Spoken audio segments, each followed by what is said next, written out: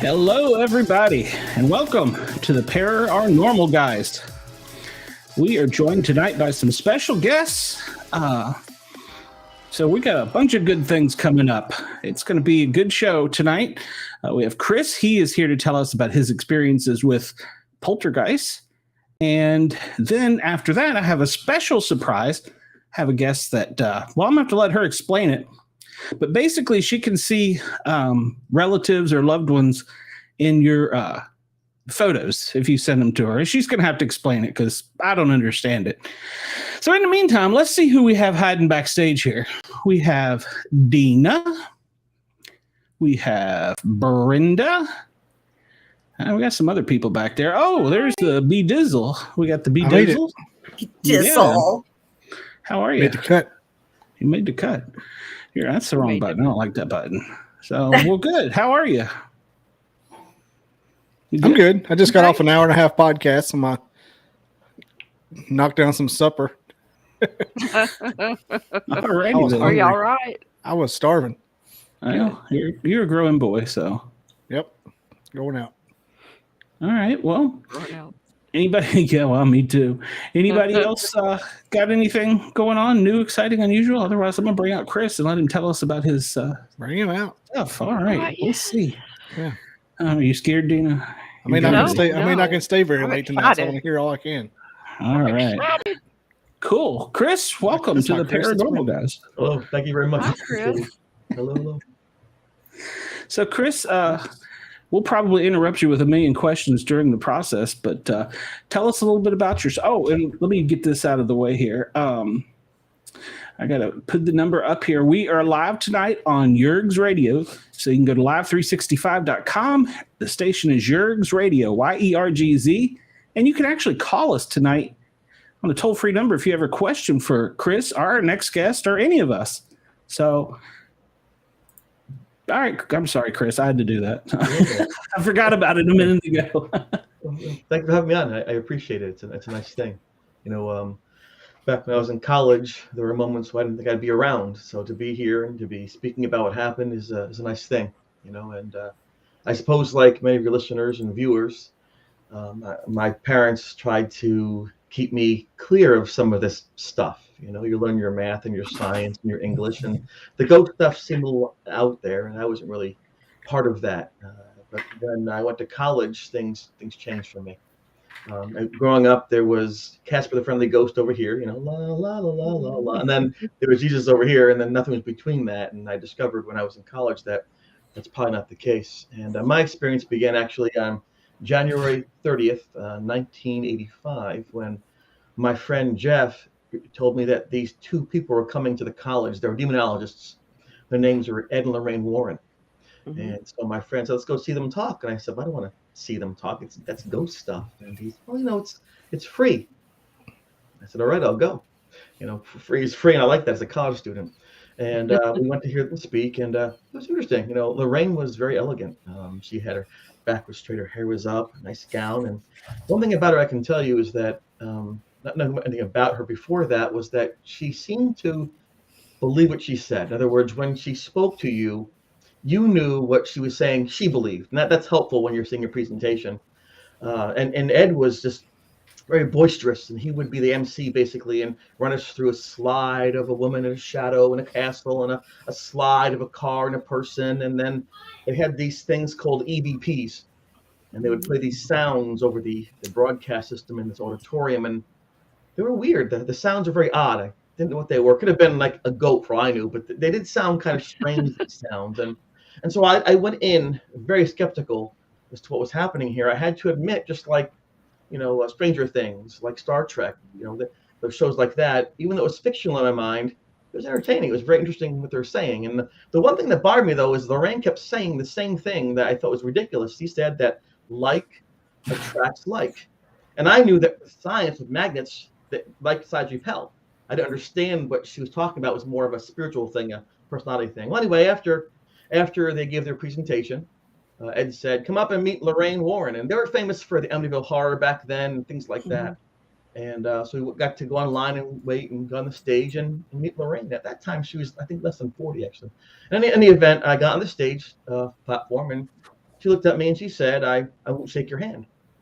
I thought maybe someone behind me was making a scene or something, but it was me. And she said to me, she goes, no, I won't take your hand. I don't know my future. What's that about? And then Ed put his hands on me and put you off the stage. And my poor friend Jeff, who had like 10 questions written down to ask them, he ran down, what happened? I don't know what happened. And I was really annoyed by that, you know. And so afterwards, Ed and Lorraine are going to go on this big ghost hunt across the campus and explore, be there. And Jeff's like, we should go on that. I'm not going to go on that. They're mean to me. And so I started going to go back to my room in Erie Hall, Lake Erie. And Jeff asked me some questions. Like, well, why do you think she did that? I don't know. What about your family history? Or I don't really know. And as far as I thought, that was the end of everything. But 11 days later, in my college dorm, I was working on a paper, 20-page paper, and I heard somebody call my name, a whisper like, Chris. And I said, door's open, come on in. Typing away. Again, Chris. So I got up and I checked, and there was no one there. So I thought, well, it must be one of my friends playing a joke, a prank on me. So I got headphones, put them on. What's that CD? Sammy Hagar, VOA. I can't drive 50. If I'm playing this song. That song. If I can't hear them, they can't bother me. But in the headphones, over the music, I heard again, Chris.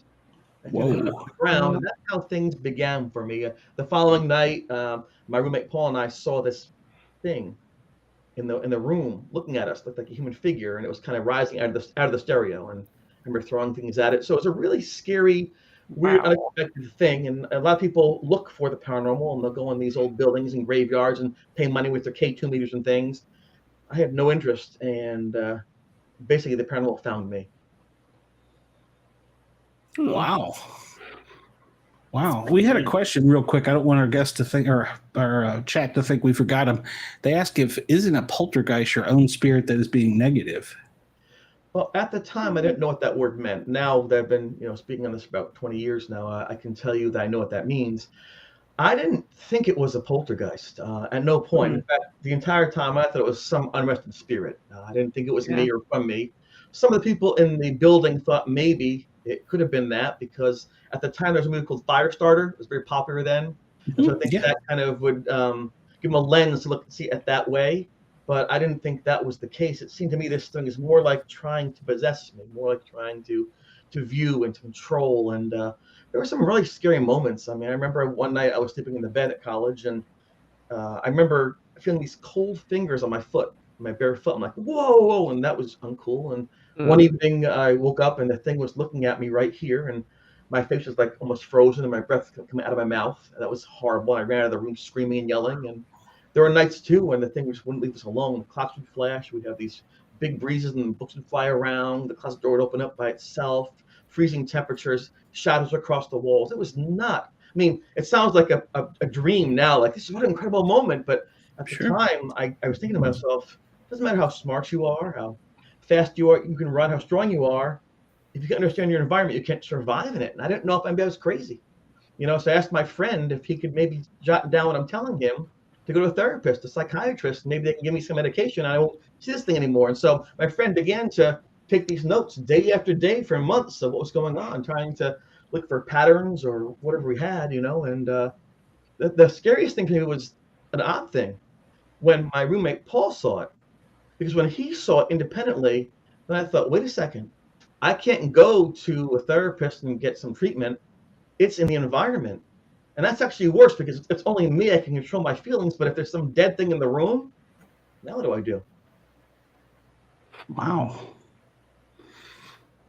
As Jill says, she had a similar experience. Well, she had an experience. She said she would have run too. She had a spirit trying to use her to find the murderer. It's actually fascinating. I've got a guy that's going to be coming on that wrote a book about a story similar to that. Go ahead. I don't want to spoil the story, but why did Lorraine not want to shake your hand? Yeah, maybe get into that. I didn't know for about almost 30 years. They're very well known. They're respected, and I wanted to like pretty them. Big deal. It was kind of rude for a college kid to start up the stage. And so I met their daughter about 6 years ago at an event, and she walked up to me, her name is Judy. And she goes, oh my gosh, Chris, you're the ghost boy, right? I'm like, yeah, my mom loved you. I'm like, yeah, I don't think same Chris. Tell me what happened with your mom and dad when I was 19 years old. And she remembered that because at the time she wouldn't go with them and hear these things that bothered her. She would stay in the car and do crossword puzzles or things or word search. She says the paranormal kind of made her feel uncomfortable, and so she'd go with them to the location and not go for the event. And she told me that her mom came out of the college and said she was this young kid there, and his aura was like just so big. And what happened was she couldn't read people. She couldn't do what she wanted to do. And so rather than Ed having them, they're getting paid to do this, have this thing fall apart, get with the stage, and then come back to it. But I left, so I never realized that I thought it was personal. It wasn't. And so even though I knew it was a bad thing, it wasn't. And so years later, I get to actually make up and say hello. And this is actually from Ed Warren's library. He got this in Spain. It's a bookend, So It's nice to have closure on that where, when you're a kid, you think you know everything. Isn't that the case? And you're invincible. Yeah. And as you get older, you realize I probably more than I thought I did. So I'm very proud to say that, it wasn't such a bad thing. And it taught me to listen more and speak less. That would be devastating. It, right? Well, they're icons, right? I mean, they're icons. Yeah. Like, oh, Yeah. Push you off the stage. yeah. Yeah.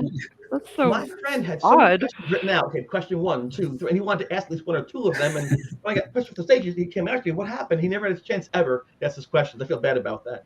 And this is us back in the day. So this is Jeff and I back in the day. See, so that's That's cool. That's a good picture. yeah, right, young kids. So yeah. Yeah, that's awesome. So did Jeff or did other people see this activity too? At first, it was just me, and then my roommate Paul. Paul would leave. Paul eventually fled the campus. He left because we had one incident where this ghost, whatever this thing was at the time, began to pull my pillow out from under my head, and we could see the pillow in the air suspended. And I'd pull back at the pillow, and I remember wrapping my feet around the mattress end, almost like a crunch. I'm like, let go of my pillow. Let go of my goddamn pillow. And he looked over and said, no one should ever have to see this. And that was it. He said, things are too crazy around you right now. I can't stay here. And he left. And so I was by myself in that room.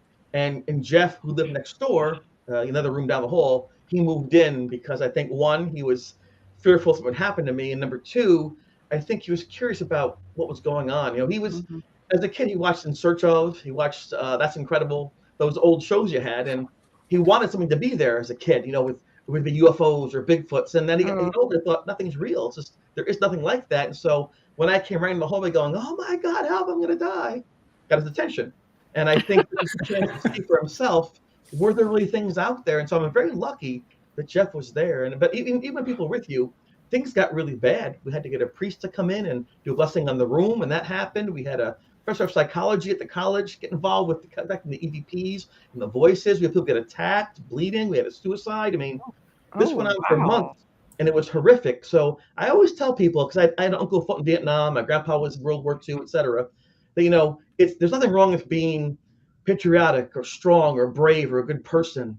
But when you wish to go into danger, when you wish to go into conflict, be careful, because that's not a movie. And all of a sudden you're in this war zone and you don't know where the bomb is, where the people are, if you're going to go home to your family again. And so for me, I didn't know what was going to happen if I would live. And I wanted to go home, but I was the first person to really go to college to get out of that cycle of working in mixing paint in a factory or, carrying boxes. And my grandparents said, make something yourself, just go above, educate yourself. And so I felt bad. My uncle gets shot in Vietnam and he's okay. I'm hearing voices. I got to go home.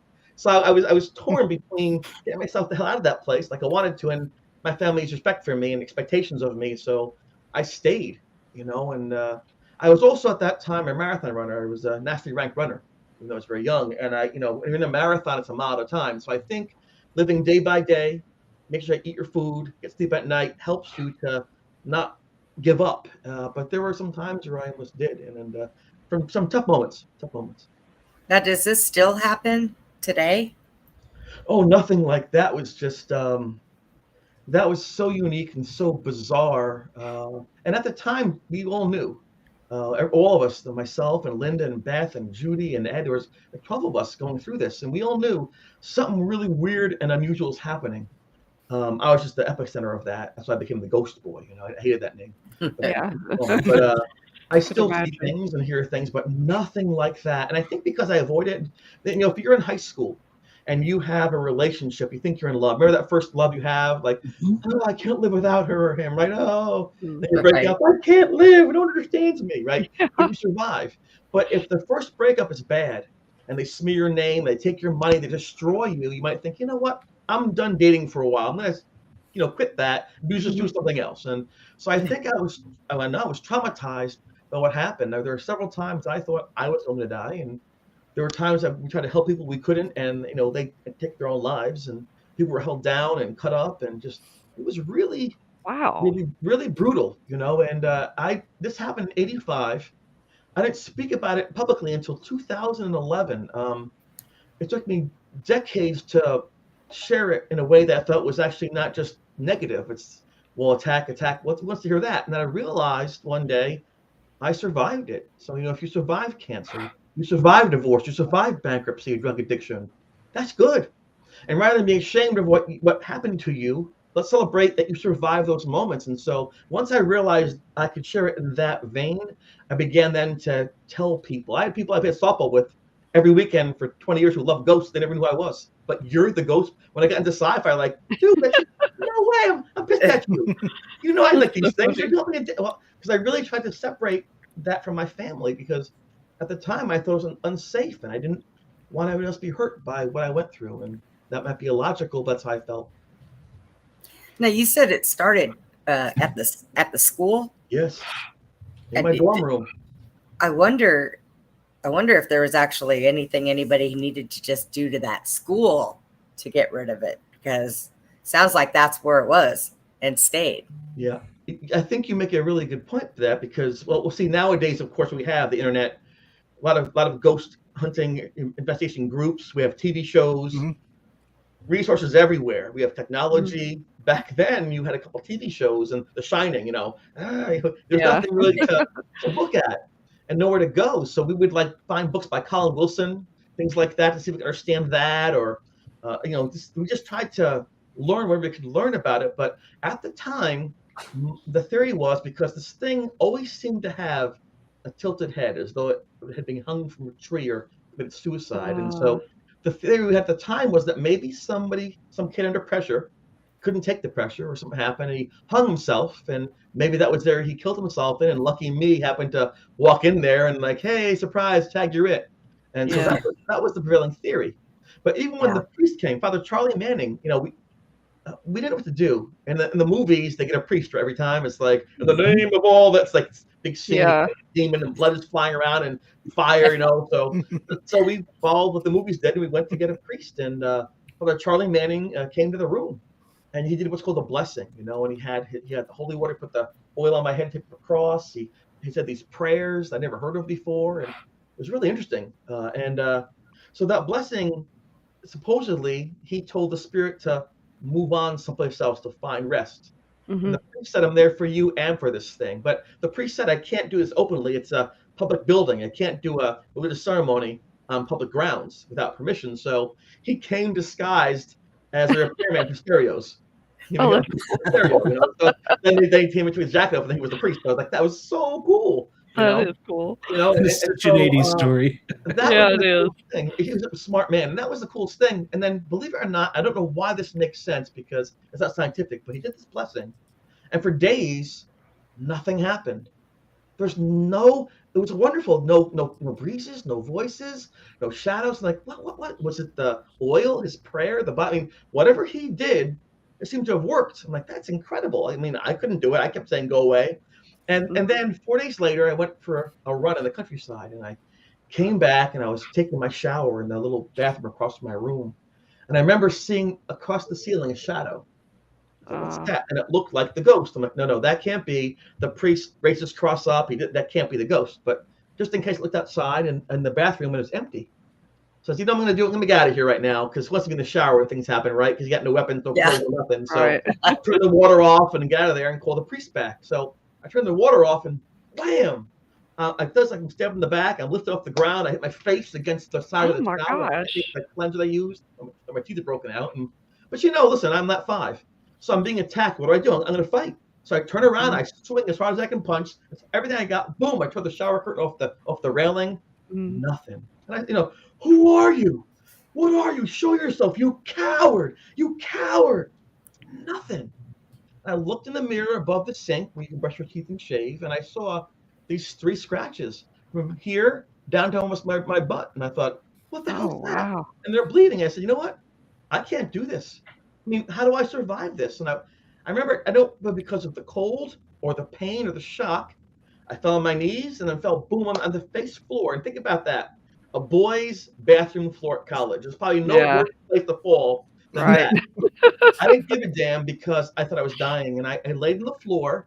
I couldn't move. I thought, my poor mother. My mother gave up college to have me. She gave everything to have me. Read books to me, fed me, clothed me. My mom did everything. And here I am, what? I'm dying at 19 on the floor, cut up. So I told myself, don't make a face. Have a calm face. When the casket is there, she won't see my pain. That's all I thought was my poor mom. Aw. You know, and I remember I saw on my wrist a bead of water from when I was in the shower, like a pear shape.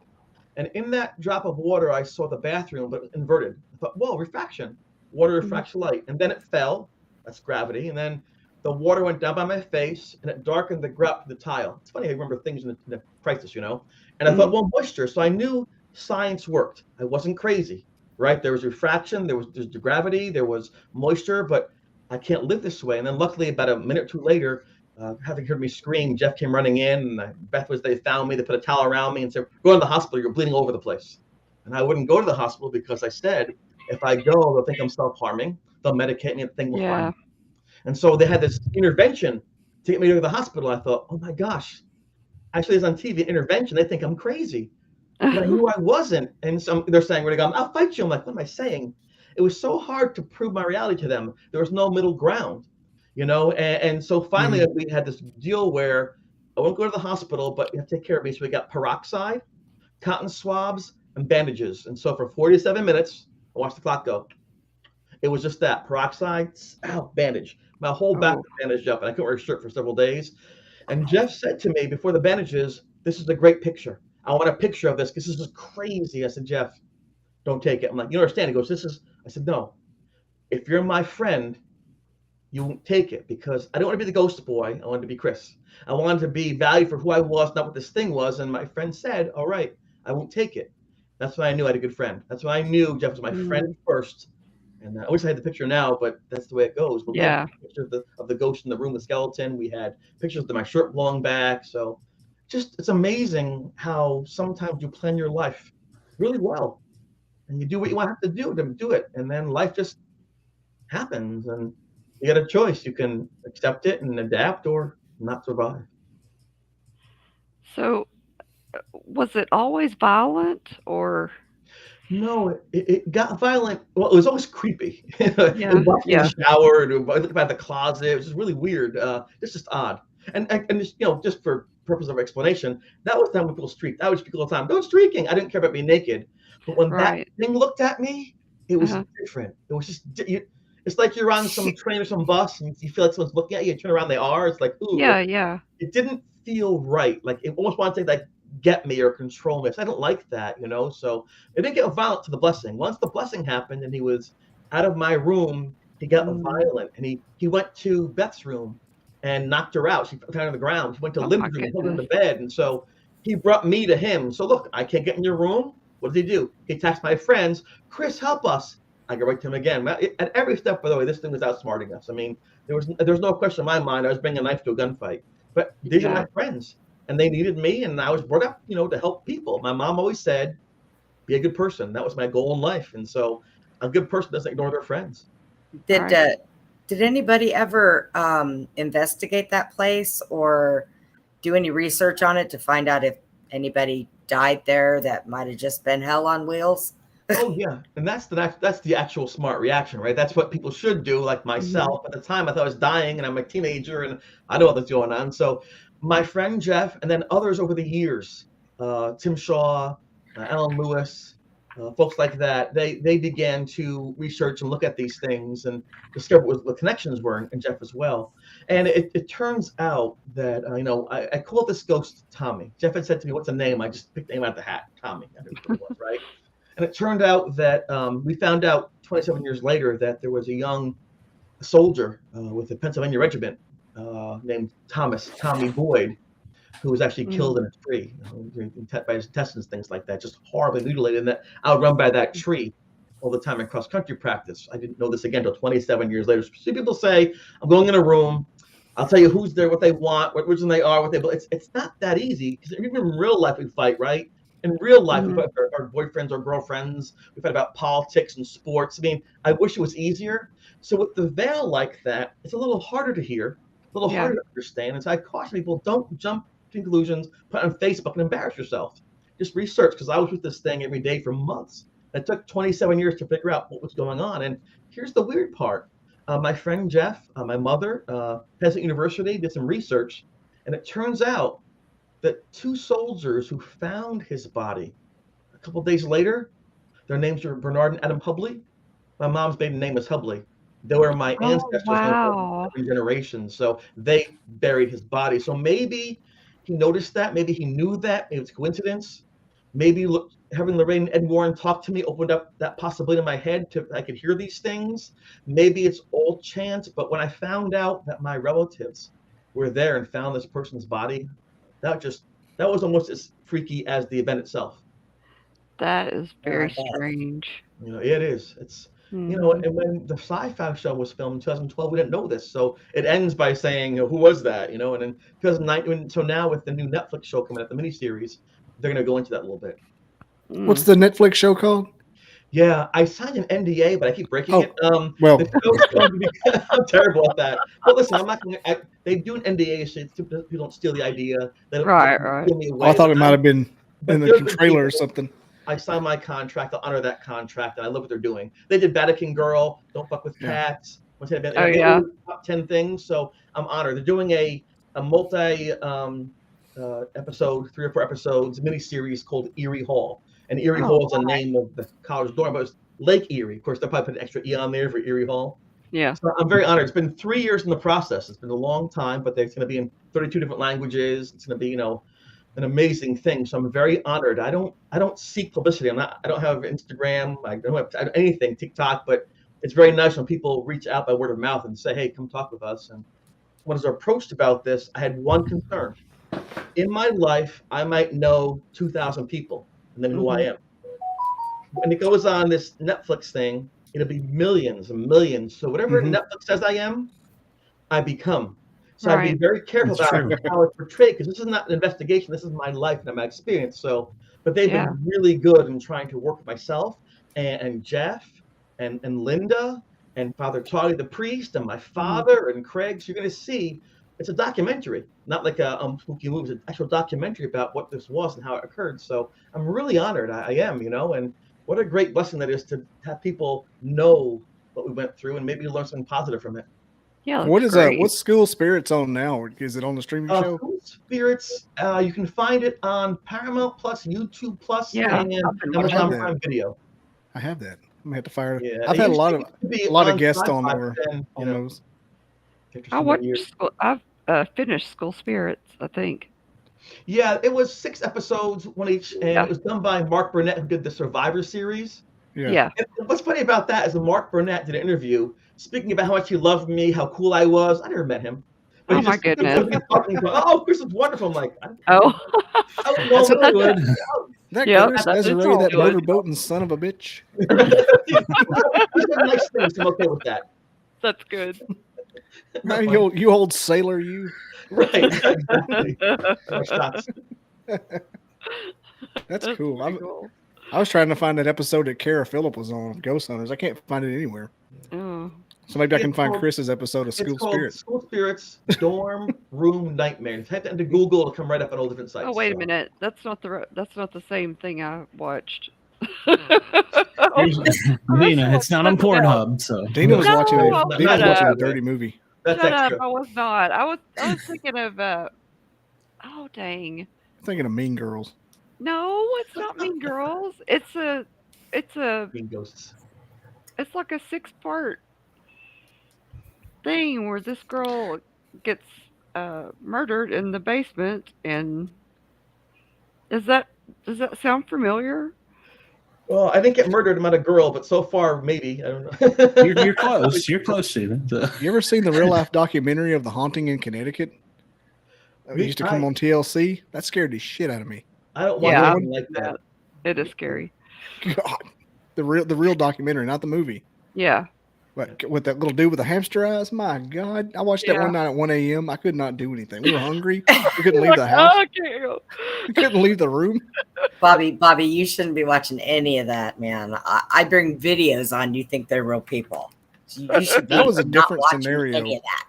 That was a different scenario we can't talk about. That is not relevant to real life. I think you're too sensitive, Bobby. We can't discuss that in public forum.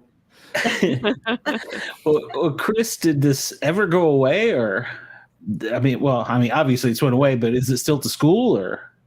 Well, when I saw that my friends were being subjected to this, and when one of our classmates eventually would kill himself, one of the things that you do is you say, "What do I do now?" And going back to what my mom said to me about being a good person, I felt like, well, I'm the ghost boy. They keep calling me that. What can I do? And so eventually, after months, I got brave.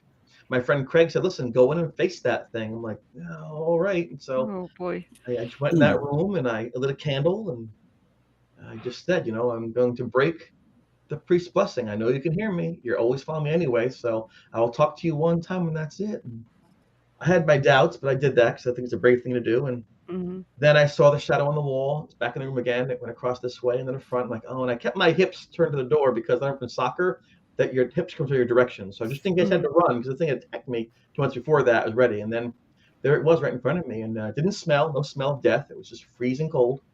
I could see him just like I could see you, except by his knees faded out. It was funny because in the old days they had like the ghost was a point at the bottom, like a point. Right. I wonder if because you can always see the bottom for some other reason. I remember thinking that's really weird. And Yeah. I said, why? Why are you doing this? What's happening? And he said, made a mistake, so much pain. And so I remember Jeff said to me, ask questions that are close-ended that you can find out maybe what it is, rather than what do you think. And so I asked, where are you from? And where are you from? And it was very interesting because who knew what he was going to say, but he said Danville. And I thought, oh, that's interesting. Okay. There's a place called Dansville with an S down the road. And so then I said, listen, you want my help? I'll give it to you. You've been following me around. You can't stay here. People are getting hurt. It's not working. So all I can do is tell you this. Whatever you did can be forgiven, and you're still loved. You need to find rest. And I said, I'm going to count to 10. And when I get down to 10, you can't be here. And I said, I just counted 1001, 1002, and my eyes closed. I opened my eyes, and I didn't see it. And then a few days went by, and people said, hey, it's nice. There's no more sounds. And I explained to them what I had done. Like, oh my gosh, it's crazy. You helped that ghost. And oddly enough, that Thomas Boyd was from Danville, Pennsylvania. Oh, wow. That we found out that at 27 years later as well. So little things like that help us piece together things objectively rather than saying it must be this. Where do the facts lead you? And sometimes it takes a while to put them together, like a big puzzle, And even now, when we were filming for the Netflix show, I got together with my friends after 35 years. And we talked about, well, why'd you say that? Oh, why were you thinking that? So we finally had a chance after all these decades to explain why we said what we said, because we were in a war zone to us. It was just horrifying. And it was amazing to see perspectives, how people can have different perspectives on the same exact thing. So last night, I think the Diamondbacks beat the Phillies, right, in the division National League playoffs. So if you're a Phillies fan, that game sucked. If you're a D-back fan, best game ever, right? So you're seeing the same exact thing, but your lens makes you view it in opposite ways. So no one's really wrong or right, just different. And so it was fascinating for me to see what their lens said about these things way back in the day. But one thing was in common we all had, we appreciate everyone being there for each other. Yeah. That's really interesting that you spoke. And yeah, I didn't want to. I know I'm sure you didn't want to, but you really did help him. You helped his spirit, and hopefully. But to give him, it was an honor to give him to speak to you, actually, and to tell his side. Yeah. Which probably that's all he wanted was someone to listen and acknowledge. I think you're absolutely right. And sometimes we just need somebody to say it's okay. And to Yeah. wait 200 years for that, it's gonna be a tough thing. And when I get the priest to take him away, it's like, no, but you see, I can really think now.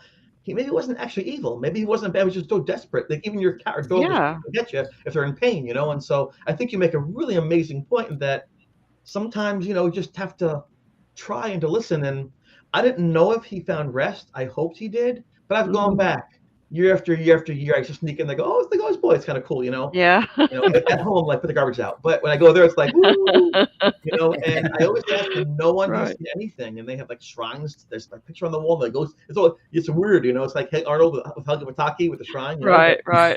But it's just so weird. And back in the day, it was you don't The talk bubble about gum. these things. And now people want that room. They ask for it. And Yeah. it's just fascinating how society has changed over time about how they think about these things. But Yeah. that's a great point. Hopefully, he did find rest. I guess I'll know when it's my time. Right. Yeah. I've heard a lot of stories about Amazing. whenever people find articles on the ghosts that they Mhm. thought was evil. They find out they're not evil, and the mood changes. Yeah. I think that's accurate. I mean, it sounds more exciting if it's a bad thing, like, "Ooh, I fought this bad Yeah. thing," but Everything's a damn demon. right. And even Yes. Yeah. even people you and I know. I mean, people can do really bad things. They're not Yeah. demons, but we might portray them that way. But even the worst person has good parts to them, and every good people have bad parts about them. We have to be careful Sure. about just oversimplifying things because then you dehumanize them. And if you believe, like I believe, these spirits have a consciousness, they have a Mhm. personality and past, then if you want to do good, then do what's right and try to show some respect because maybe that's the way you get your answers rather than peeing on the graveyards and knocking tombstones over and cursing at them. Yeah. Maybe it's best to say, hey, listen. In fact, I know a person who will go clean graveyards just for that purpose or take old Mhm. things and put paper on the walls and just be nice. And he seems to have good results with that because it seems as though they're saying, listen, okay, you help me, I'll help you. And I wish there were Yeah. more answers, but like I said, I learned just to appreciate being alive, just appreciate what we have. And like I'm here now talking to all of you when I Mhm. thought for sure I was dead in the ground, so this is a nice thing. I appreciate this moment. Yeah. Well, I'm sorry. Go ahead, Glenn. I was just going to say, with what you were saying there, it's funny how goodness, just the act of kindness, can go across dimensions or whatever plane you want to call that. Mhm. Yeah, a lot of times that's what they want. They want to tell their story, and some of them don't know how to get it out. They want to be recognized. It's hard for them. Imagine, I mean, if you are somewhere and you see people that and you can't say anything to them, what makes you want to do? Get so angry you just want to throw something. So Yeah. Or knock them down and scratch their back. yeah, I wanted to hate that thing. I wanted to punish it. I wanted to really, I wanted to hate that so bad to what it did to my friends and me. But when I saw its eyes, and I'm sorry to use it, I still haven't kind of worked through all those feelings yet. When I Right. saw the eyes, I don't think I've ever seen eyes that sad before. And Oh, wow. I was angry at myself, like, no, be angry. I just couldn't be angry because the pain was legitimate. It was like, oh man. And so yeah, I had no choice but to invest in that. Oh man. And then Yeah. talk to it. So maybe I learned too, maybe I wish it never happened. If I could Oh, click yeah. my fingers, it would never happen, but it did. And so now my job is to try to understand it and hopefully share what I learned from that experience with others. So maybe they in that spot can avoid the mistakes that I had to go through. Mhm. absolutely. Do It you sounds still? like- I'm sorry. Go, Bobby. No, I was go going to ahead. say it sounds a lot like the way they EVP'd out the Waverly Hills ghost. It was thought to be a illegitimate pregnancy, and she hung herself. It turned out she was raped by the guard, and Oh yeah. they Yeah. changed the whole narrative. Sure did. Yeah. I met that guy that found that out this weekend, by the way. I was enthralled. That's pretty awesome. Yeah, Yeah. You've had a big week. I did. He has. I'm the ghost boy. I'm just kidding. He's got the copyright. He'll sue you, man. I would Good never. luck. Good luck with that. I would never. He's Right. like, take it, take the moniker. For the love of God. The only thing we pass to Bobby is negative emails. Yeah. Bobby Yeah. Dizzle.com. If Cosmo Kramer, the ass man. Cosmo Kramer. if you hang around in the paranormal world long enough, and I hate to say this, but something eventually, I don't want to use the words get you, but eventually you will have some type of interaction. I mean, it's the same with whether you're investigating Bigfoot, ghosts, UFOs. You will, at some point in time, your intent is out there in the universe and you will have an interaction whether you like it or not. It sounds like yours, it wasn't intentional. It sounds like maybe the family connection is what I'm thinking. But yeah, I wouldn't ever want that to happen. You know, I just and to put things in perspective a little more, like I said, I was honored to go to college. I was on a partial scholarship for my running. So the last thing I want to do is be derailed from that, you know, and it was very important to me to try to do at least the best I could in those circumstances. And so yeah, I didn't want this. I know I wasn't like a person who would like pray all the time. I knew pray, but I prayed all the time to the haunting because I'm like, please just take this away. I don't want this. And people would tell me, oh well, my pastor said because you sinned in a past life, this is happening to you, or you know, you must be on drugs, or why you are attention. And then on the other hand, people would say, if you're God, who am I? You know, it's like there's no like in the middle. I was either Messiah or a demon, you know. And as a 9-year-old kid, that was a tough thing to have to navigate. I just wanted to be Chris, and I walked on the sidewalks, and people go, "That's the ghost." That's the yeah, that's terrible. Sandwich shop on Main Street, and just listen to music and just watch out the window, people walking by, living their lives, saying, "I want that so bad." And it's so interesting that when I meet people now, they want to have my experience, and I don't know how to express to them how. I know it sounds cool, but it was really a difficult process. And I'm not trying to say they couldn't survive it, but why should you have to do that? And you know, so I'm very cautious as to what I say. I tell people every day, taste your food, slow it down, put some music on once a day, be a teenager, just rock out for a few minutes. Every day, reach out to somebody, call, text, email, you haven't talked to in 20 years, say hello. Just give yourself a chance to live your life now before you're on the other side, because let's solve things now before you need a psychic to do that. A lot of people go to their grave with animosity and anger, and I get it. We feel justified in not liking people do to us and what they said. But in the end, I don't want to be defined that way, and probably you don't either, you know. And so that thing suffered so much. And it's so weird that I learned the biggest event in my life happened as a teenager. Now, all my life is the shadow of that. I live in the shadow of those moments. But at least it's a nice shadow, you know. It's something cool. Yeah. True. So do you have any interactions now, or do you see or hear things, or? Well, yeah, but I try not to invest in them. You know, it's like one of those things where you see someone who's panhandling on the corner of the road. You can buy them a meal, you can give them money, they might buy drugs, they can be nice to you, you can help them, they may attack you. You don't know. And so like most people, I just kind of drive by and look their way, and then give to charities, you know. For me, because of my experience, I don't want to interact, but there are many times when I first became known in 2012, 13, I did like 40 events a year. And because people bring me there and they pay me and I have a table and talk, I'd have to go on these investigations, you know, like at Lake George, places like that, and Fort Niagara, you know, Rolling Hills, all these places. And every time I went there, I'd hear these voices, and then John Zaff is saying to me, someone's saying, Chris, I'm like, yeah, I hear them, you know. And so it just got too much, because what would happen to me is they're not hurting me, but it brought me back to a place where I'd been hurt. And I couldn't keep doing that to myself over and over. And it's not like a weak thing, but it's an important thing to process through, you know, what you survive, or you don't recover from it, and you're set up to more things. So I really don't investigate. I see things all the time. I'll tell people, look, tell you what, you see that tree over there? Go over there. Oh yeah. I'm good. And I'm gonna step away. I think I'm like a retired ball player.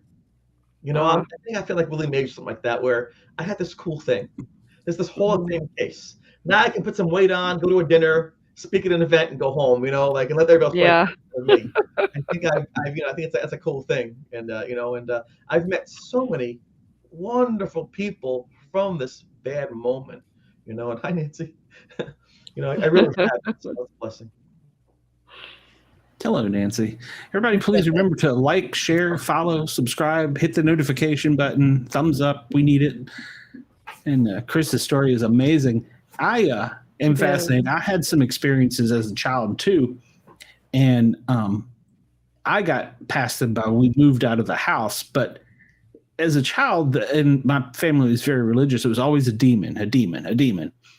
So I've come to learn later in life that that wasn't necessarily the truth, although I feel like they were probably negative energies. Yeah, I want no interaction with them. So I go out of my way, and that's, some people like Brenda or Dina, they're like, why? And I'm like, I want no part of them. I mean, when I was a kid, I was told, okay, you're seeing things as a demon, you're hearing voices. So I had similar stories, but I mean, nothing, that was never. Well, I had like a ball of fire roll up on my bed one time when I was a child, and I thought the bed was on fire, and it exploded like in my face, but it was ice cold. And I had things happen, but I never had like physical things. So, yeah, I'm like you. I don't want nothing to do with them. I've dealt with it. I've dealt with it all of my life, so I know how you feel, Chris. Yeah. It's but parents do that, right? Parents way. want to keep you safe. Sure. Parents want to keep you safe, and so, Mom, we can take the car now. You're not. Parents are sometimes too constraining, have too many rules, right? Like, get off my back, because they're worried about you. So, but as a young adult, I'm sorry about Dina. As you grow up, you learn to balance what you want versus what you should or shouldn't do. Hopefully, and that's hopefully how you can, live your life in a good way. Yeah, I believe you're right with the goodness part. Go ahead, Bobby. I'm sorry. Oh, nothing. I was almost going to say that every time I talk to you, Lynn, you have a new story. Like, True, he does. He's Well, got a lot of stories. I don't talk about a lot of them. I should probably do something with them, but I don't want to. I mean, I don't want any interaction with them. And even, these guys will tell you, guys and gals will tell you, I don't usually book people that deal with the ghosts and stuff like that. But I saw your story, and I was like really, really fascinated with it. When I reached out to you, I was like, "Oh, this guy's never gonna contact me." So. We're glad you did. I watched some of your podcasts, and they were down to earth, and they were interesting, and you were nice people. And I said, you know what? I want to do this, and so I said yes, because why not? Let's meet nice people. That's awesome. Oh, cool. Thank you. We are, except for Bobby. He's an Alabama fan, so. I just tried to friend him on Facebook. I'm the nicest one of y'all. You're not even my friend. What are you talking about? Block. Yeah. There you go. I don't know any of you people. Yeah, Whatever. we don't know you either. You just kind of straggle in every once in a while. I don't understand it. I'm about to fall asleep. That's what the worst part about me is. I'm always sleepy. You know what? I was sleepy too. I've been running around all day long. Good Lord. I've been working on stuff for the shows. You all. But, well, Chris, so I know everybody bugs you, wants your story, and wants to hear things and stuff like that. And like you said, you do try and avoid things at all costs. Yeah. What is the one thing that I don't want to use the word scary that stood out the most? I guess it was probably the bathroom incident. That was the most physical of the attacks that hurt the most. Mentally, it wasn't that. Oh, by the way, you see in the chat, Mark Atria, she was the director of the film Please Talk With Me, was the first thing I did to share my experience. And her husband is John Jeff Unger, was my friend in college, wrote the notes. So love you guys. Thanks for tuning in, and thanks for being as my friend. Yes, hey, thank you for being there. Please like, follow, and subscribe. And if you want to find somebody for a new show, I know a guy. So go ahead. The scariest thing for me was actually not that. It was mental. When I was in high school, there was a girl on my track team. Her name was Paula. And on the sports bus, at the very end of April, she asked me to go out with her. And I didn't like her that way. She had a boyfriend who I knew, and I said, I won't do that. She said, come on, you're making a mistake. Just go out with me. I'm like, no, I don't want to lie to you and hurt your feelings. So that's it. I'm hitchhiking home. I'm getting off the bus. Don't go off the bus. She got off the bus, and then they found her a couple days later. She had been hitchhiking, and she got picked up, raped, strangled, murdered, and left in a swamp.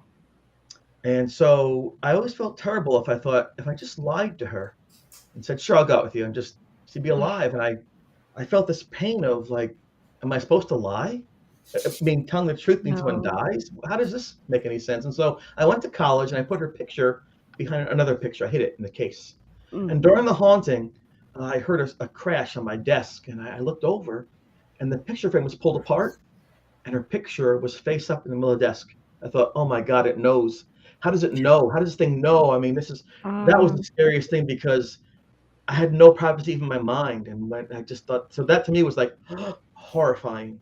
That to me was just the worst, and so that was a tough thing. That'll be in the documentary too, talk about that as well. It's just this tough things, And I remember when Paula passed away, there was like, who did it, and everyone's suspicious in a small town, and people were nervous. It turned out it was a serial killer who killed 8 girls along the way, and he was put to death Wow. in Connecticut. His name was I think Jeffrey something. He was called the Egg Man. He delivered eggs. I mean, but anyway, it's just so scary to see that. And I remember after she died, about 2 weeks later, someone first had her number on their chest. They moved on. It's time to graduate. I mean, like, no one thought about Paula, and so I thought, that's horrible. I mean, it's natural, right? You're going to graduate, go to prom, things, but no one seemed to care she was gone. And so I brought that picture with me just to say, I'm not going to forget you. And when that thing, and no one knew, not a single soul, it was my own private thing. And then when the ghost took the picture frame apart, like, wow, I have no chance. So that to me was the scariest thing mentally. That is scary. That's pretty intense. That's one of those horror movie moments. It was no blood, no demons, but just like Hitchcock's like, wow, my head hurts. Like Clockwork Orange, It's like, yo. Mm-hmm. Yeah. Psychological. Yeah. And it was using it, yeah. Sure was. It wanted to control. And I also found out, I mentioned I was a nationally ranked runner. I ran every day. I was fast. Yes. The reason he was killed, this Thomas Boyd, is because he couldn't outrun the Native Americans. He couldn't run fast enough. He's probably thinking, if I had those legs, I'm good. And I think that he was in his spiral of retention, So now it makes more sense to me. But I'm like, this is weird. Wow. But what he said to you was, I made a mistake, or I made a. Yeah, it was guttural. It was like, I can't do it, but like made mistake, and then so much pain. Like, but it was just rough, And at one point, he put his hand out to me. I'm like, I'm not doing that. Sorry, I ripped my arm off first. Wow. I didn't really admit I'm not starting something going to deal with you, So I couldn't go that far, but at least he understood that I tried to care. So yeah. Oh wow. Yeah, which gives me chills. Yeah. And then, of course, once the haunting stopped, and people saw the pictures by then, it was the newspaper came around, TV people came around. What's that? USA Today, the Democratic Chronicle, people looking for me. I had been on the FS and mailboxes outside, the big mailboxes. Where you live quite high, Yeah. But once the thing stopped, then that legend grew of this kid who talked with ghosts and put them to rest. Of course. And, who control these things and talk to spirits. And I became this really weird, like, campfire story person. And then, 27 years later, I showed up at that place to talk. And again, thanks to Mara and Jeff and Bill and people like that who encouraged me to talk. I spoke for the very first time 25 years later where the Warrens had talked. And I said, 10 people there. There were 200 people. And I'm like, oh my God, here we go. And that's how it happened. And that's how that NBC was on Sci-Fi found me. And that's how I began to share my story begrudgingly. Yeah. So, yeah. Well, it sounds like it needs to be shared. Yeah. Oh, and this hasn't happened yet, but when the Netflix show comes out, I've spent a lot of time on a book. So when that happens, 400 pages, I'll have that too if people want to learn more about that. So there you go. Capitalize on it. Because they're going to give me their viewpoint of me. This is me, though. This is actually me. So in case they don't do 100% what's supposed to happen, I get a backup here to find out what the actual things were. And my fingers are crossed. But this way, I'll be dead in a number of years. This happens. It's bound to happen. But this will, be my speech, my leftover goodbye. So. That's great. Yeah, I want to get a copy of that. Not that it's your goodbyes, but that you have it documented. And because it's more than me. It's more than me. It's more than my friends. It's for centuries people wondered through shamanism, through high priests, through rabbis, through all these these different people trying to understand what's going on, and maybe just this is like 1% of that answer, and that'd be nice. Are you gonna go ahead and put the book out? The book is being released when Netflix comes out, so you're probably about 8 or 9 months. It's on hold right now until that happens, because as you can see, I can't put the word on it. You can see the word. I can't put it out there all the way. Oh, right. So right. Once that happens, then the author reviews go on there and things like that. And my publisher did a great job. He had people in the New York Times edit the book. So that's really nice. So I'm very honored by that, So it's at least my word's is good. Right. So they help me out. Past, present, perfect. I don't know what that is. Yeah, I know all that. junk. It's hard to deal with. I can't spell it, so I don't know if I can do it. So, I always get So- my tenses out of order. And yeah. Well, Dina's actually the one that proofreads for me. So if it's screwed up, it's Dina's fault. Our Not chat all the time. GPT. So not all the time. no, Yeah. I'll let things. They're like, oh, that redneck speaking again. Well, so Chris, what did you make in life? Besides for the Ghost Boy, what did you go on to do? Well, I got married young, had kids young. I'm a grandpa now, so I have a little congratulations. granddaughter in Florida. That's real nice. I have been teaching now for over 20 years. I teach history, special education, 7 through 12, Cool. economics, global history, U.S. history, government. So it's tough nowadays with the government stuff and all the politics, but we learn. And I tell the students, listen, once mama spits you out, life is not fair, except for one person, one vote. So when you pull that lever, push that punch card, you, Bill Gates, and the president have the same power in that moment. So speak your voice, cast your ballot for what you want. You win, you lose, but research issues, help your family, your country, and go do it. And so that's why I tell them, because most of the kids I have one or no parents, have been in the system and foster care, have been through the works, have criminal backgrounds. And I say, listen, I can't go back and change your past, but you can write your own book moving forward. Let me help you do that. And so that's what I try to do. And lying on that floor, thinking I was dead, I learned that people don't always see these things the same way. And so now when they have the difficulties, I try to get into their head, meet them halfway, so they don't feel like they're cut off, and say, where are you right now? And then we can talk in the middle, and then hopefully I can allow them to learn how to read and problem solve and get coping skills and job skills. And down the road, I put my head down one last time. I'll think, you know what? I did okay. Yeah. Chris, you're still passing that goodness on. Oh, thanks. I like it. I like that you tell them that life is not fair because it sure is not. You can lie to people, but then you're responsible for that lie. And if they're hurt by that lie, that's on you. At this point, I'm so old now, I don't have time to remember my lies. I'm not going to even bother with that. I just tell them the truth, and I tell them the same thing too. Yeah. I can't make you learn. If you want to learn, That too. I can help you with that. But it has to be you who wants to learn. I can't make you feel a certain way. But I cheat, though, because at the very first day of school, I play the sci-fi stuff like, you're on TV. Oh, my, you're so cool. I'm like, that's right. So I have a one in my corner put it away, and they let it be my favorite. So it helps me that way. Right. So It's hilarious you're saying that. My wife's especially a teacher, so it sounds like the same speech I hear. Sounds, and it's only to you, Bobby. Yeah, just to me. That's not she fair. says that every night when she tucks you in. So. Aww. What does she do? Does she play your videos and say, "Hey, I'm Bobby Dizzle's wife"? Yeah, she definitely should. Well, she should come on the podcast. The ratings would go up. So she says the same kind of speech that he just said, not verbatim, obviously, but I know. Can't make you learn. Yeah, I heard and that she's seen a ghost too. So there you go. Yeah, she definitely has. Two of them. Bobby hasn't seen a ghost. He keeps wanting to see one. I don't know if he. I don't know that he wants to. Hopefully it's good. Yeah. I kind of want to see a Bigfoot Thank first. you very much, Vince. I appreciate that. Hopefully in the next 10 months, and I work very hard on those things. And I appreciate your friendship. You're a very good person, and thanks for being here tonight. These are good people. Yeah, they've lit up the chat, and I think that's good. You've got good friends, so yeah. And that's also something you can tell about a person is the people they're associated with, except for me and these people. But no, I love them like I love my grandchild. I guess. I mean, and Bobby could be my grandchild. So, but yeah, that's funny. Can I say one thing about that, if you don't mind, just one thing? You can say whatever you want. This is your show for an hour or so. Well, no, it's yours, but I feel it's important to me just to say this, whether people believe it or not. There's nothing better than having family or friends that actually like you. I mean, people want to fall in love, and it seems silly because you got to share things and compromise and listen. That's a pain in the ass.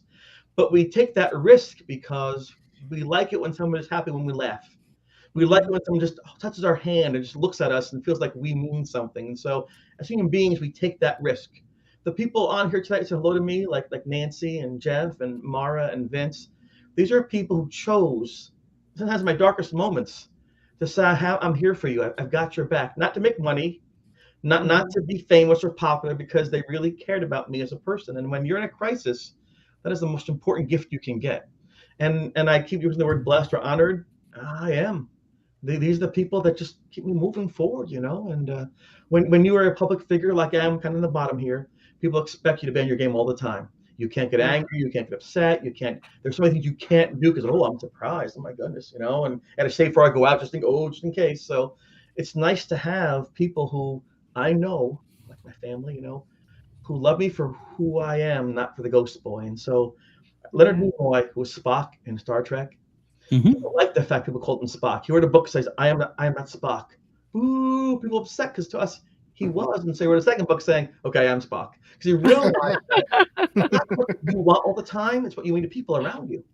And I remember I was walking through the Steamtown Mall in Pennsylvania, and this guy comes and goes, oh my God, wait, are you the ghost boy? I'm like, yeah. He's running over. I'm like, oh God, call the police. He's like, he bear hugging, like, he goes, you're the hero. Luke Skywalker, Spock, and you're in the paper. He's a wrestler. He used to say, and I wrestled. I am the ghost boy. Headlock and it was crazy stuff, right? I love that shit. And what was it like? I explained to him it was not cool, but you know what? I often felt alone in that room with that thing, like I was apart from society. It was cool to know some kid I didn't know, living states away, was cheering for me, was hoping for me, was rooting for me. And so I tell people, don't be too proud to accept help. No matter who that person is, they may talk different, think different, whatever. But if they're helping you out, take the hand and we lift it up. Because someday you might put your hand out to somebody who needs that from you. I know these things are like the cliches of paying it forward, but I really think that human beings need a social aspect to themselves. We need to have value sometimes, right? And I think the best thing is when you can overcome the differences and say, like music, go to a concert. People laugh and they dance. It's awesome. You know what I'm saying? And so I think that really the paranormal, if we share it correctly, can be a really great healing thing because we're all going to go there. Whether you're red state or blue state, male, whatever you identify as, we're going there, you know? So let's make this work. Yep. That's powerful. It is. And, you know, as a paramedic for, I don't know, 25 years or so, one of the things I always told people is you may meet somebody, you may hate their guts. And this is not just as a paramedic, but you can learn something from them. So, and you know, try and help when you can. So, yeah, it's been my motto. And that's why I love doing these shows. I get to meet people that have either been through experiences or going through something, and either sometimes we can say, hey, this is kind of cool, or whoa, that was scary, which for you was very scary in the moment. I know me as a child, I was terrified, but that's all right, it was a demon. But you know, no trauma there, Mom. So didn't hurt a bit. No, didn't hurt one bit. But it's nice to be able to meet people and get their story out and to relate to them, because a lot of us, and I know, like you were saying, cliche, I have stuff in common with most of my guests, besides for the comic book artists and all that. There's some kind of bond that made me want to reach out to you. And I have next to me the unfinished cover art for Adam Warlock, done by Jim Starlin, and the actual cover signed by him. So talking about the comic stuff, that's amazing to me too. And as a kid, when things went wrong, I had a pretty good life. I would look at the comics and think, that's pretty cool. It was like a little escape from, you know, we had Vietnam going on as a kid and Watergate and everything's like, so we had the Avengers, Fantastic Four, things like that. And it was like a safe little escape. And even this day, I ask the kids sometimes in school, if you can't say it, draw it.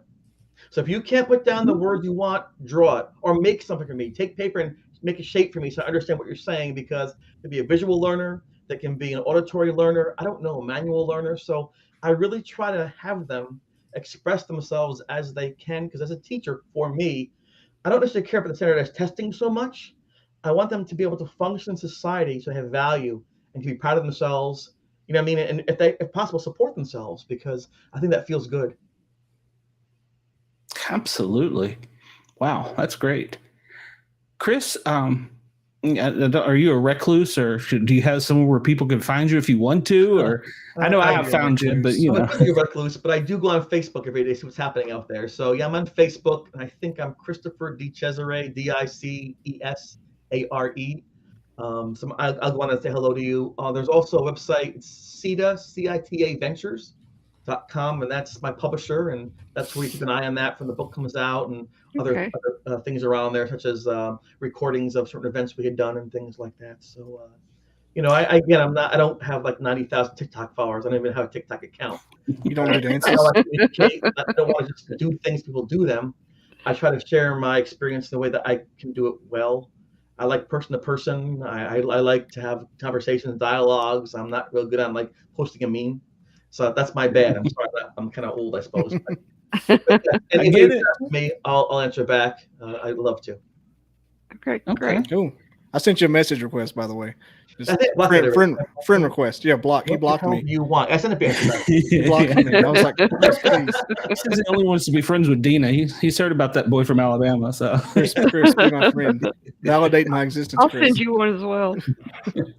I think it's cool to be friends with you guys anyway. And by the way, before I forget it, Brenda was having internet problems, and apparently they cut her internet off. So I told her she needed to pay her bill, but that's for the best. Oh yeah, it's a blessing in disguise. Oh, she's gonna shoot you. She will Putin too. Now, right? No Putin. Yeah, we won't hear her yelling. Putin, quit. Well, Chris, I know I only borrowed you for an hour, and I appreciate your time. We all do. Yes, thank you so much. And I hope that anybody out there that's listening and listens to, we're on internet radio. This will be out on Spotify, Amazon, all that tomorrow. If they're ever in a situation like that, I hope you give them some advice. I mean, the Spider-Man comics are great, but they can only carry you so far. That's true. Yeah.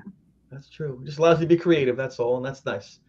So I love you guys. Thank you so much. I appreciate you having me on. I really do. Hopefully we'll meet in person one day or at the mall someplace. Say hello. Yeah, that'd be cool. I'm in your corner. I'll bear hug you. Yeah. All right. I wasn't ready to hear a good story tonight, to be honest. That was a good story. Thanks. It was. That's a great story. Unfortunately, it's real. So, Chris, if you want to hang around, you're more than welcome to. We have Nikki coming on, or you can go ahead. If you got stuff to do, you got to get ready for work or whatever tomorrow. I teach in the morning, 7 o'clock. Got to be up and get to school and things. So, not to be rude, but I should really do that. Otherwise, tomorrow I'll go like the kids do. Okay. Thank you so much. I honestly appreciate it. But Thank you, Chris. Thanks for being here with us. Thank you. Thank you. I appreciate it, Bye-bye. Chris. I'll send you a message in a day or two. All right. Thank you. Bye. Bye. Bye. Have a good night. Oh, that was impressive. Whew. I got some chills during some of that. Yeah, I did too. And I'm going to follow up with him. I'd like to. Good night, thanks. Thank you. I'd like to hear some more. Good night, everybody. Please hang around. We've got a great guest coming up, Nikki. And please, please, please, thumbs up the video, like, follow, subscribe, share, spread the love, spread the Sport Cat love. But yeah, that, like I said, as a child, there was things that just kind of bugged me. So I don't know what they were to this day. I have some feelings about it, but that was a great show, and it was like I said, it was a great story. Unfortunately, it was horrific. And I know what he was going through mentally. It's torture, especially. Like I said, everything for me was a demon. It is to this day to my family. Everything's a demon. So. Almost didn't come on tonight. I'm kind of glad I did. Why? Were you scared? I'm just tired. No. I'm about to leave right now here in a second. Don't you leave. You gotta meet Nikki. Nikki will wake you up. I am ready. I can't handle it. Nikki will shock you. Speaking of, she is backstage, so everyone. She has a lot of energy. I'm going to introduce myself to her in bounce. I was gonna play a video, but I think I'm just gonna bring her out. The wonderful, beautiful, and talented Nikki G, the Angel Advocate. Hey everybody! I'm gonna meet Nikki, and then I'm gonna say goodnight. Hey Nikki. Hey Bobby, how you doing? I'm about smoked for the night, so I'm gonna let Glenn take care of it. Okay, well I'll catch you next time. Oh yeah, we'll get your pictures over to her. We'll find out who that is behind you. I think it's a horse though, so. Perfect. Floating car. All right. Peace out, y'all. All right. See you, Bobby. The wonderful Bobby Dizzle. He's tired. He did another show before ours for another podcast. So a few of us are kind of busy in the podcast world. I'll be doing some podcasts here with some other people soon. So I'll spread the good news about that as soon as, hint, she will let me tell people. So it's a national show. So Chris, once again, thank you, and I hope you have a wonderful night. And hello there, Nikki. How are you tonight? Please like, follow, subscribe, share. Okay. Or, I'm sorry, cat. Well, I have messages popping up here on my screen, and it blocked. I didn't look over there. It blocked cat. So was Nikki. No. So yeah. Well, I get through the show. I get messages on Facebook, and then I'll get other things shoot across the screen too from different messengers, and so. Yeah, I just got confused. I'm old. Overlook me. So Okay. It's her birthday. I'm like 84. So Yeah. So Nikki, tell us about yourself. I couldn't. Yeah, we hear you. I can now. You were talking a minute ago. I Okay. didn't hear you. Okay, because for some reason my headphones have cut out at this moment. Kind of like the if anything can go wrong, it will. Of course. When you're doing a paranormal show. Try to get it. And if anybody has a question for Nikki, please call us at 1-888-88-YERGZ, YERGZ. We are live on Live 365 Yerg Radio, YouTube, Facebook, Twitter, LinkedIn, and I don't know, Trovo, Twitch. I've forgotten so many, but there was somebody in the chat. Arissa says, "Hey, Mama." Oh yeah, I see that there. Oh yay! Hey, Rissa. Yay! I got people too. we love to share. We love to share from everybody. I didn't know if it was your child or if it was just a "Hey, Mama." That is my extra child. Yes, she is. My beautiful extra child. Yes, ma'am. I get extra children. Hey, too. Donna. I get Donna, Jill, Kat. Man. Welcome, everybody. Yes. My crew will show up for me. I knew they'd be here for me. Awesome. I love you guys. Thank you. What was he saying? Good friends. You have to have good friends. So. Yeah, I was going to tell you guys, I want to be like Chris when I grow up. I know. Isn't he awesome? He's done a lot of stuff. Story. Yeah, he's an awesome guy. Yeah. Yeah, that's a wonderful story. And I'm glad he shared it with us. I don't know that... I'm not trying to brag, but I don't know that he shared it with any other podcasts. And I feel kind of. I feel kind of blessed because I've had him watching our show, and that means other people are watching our show. So it's not just us; it's a bigger world than I think. So, hey, James. Yeah. Yeah, so, it's actually way bigger than we actually give it credit for. Yeah, I think you're correct on that. So I'm sorry, Nikki, I got distracted by your beautiful pink hair there. So tell us about you. What do you do? I kind of tried, but I probably butchered it. I might be cutting out because your question just stopped. So I'm going to hang on for a second and make sure it comes back in real quick. Okay, I think I'm back. I can hear you. What was your question now? Okay. No, I was saying I would try to explain what you did and what all was going on with your process, but I probably butchered it horribly. So please tell us about it. Well, you can't butcher it too horribly. It's just flat out what it is. It's that I have the ability. Soul Portraits by Spirit is the ability to see the dearly departed in their loved ones' photos.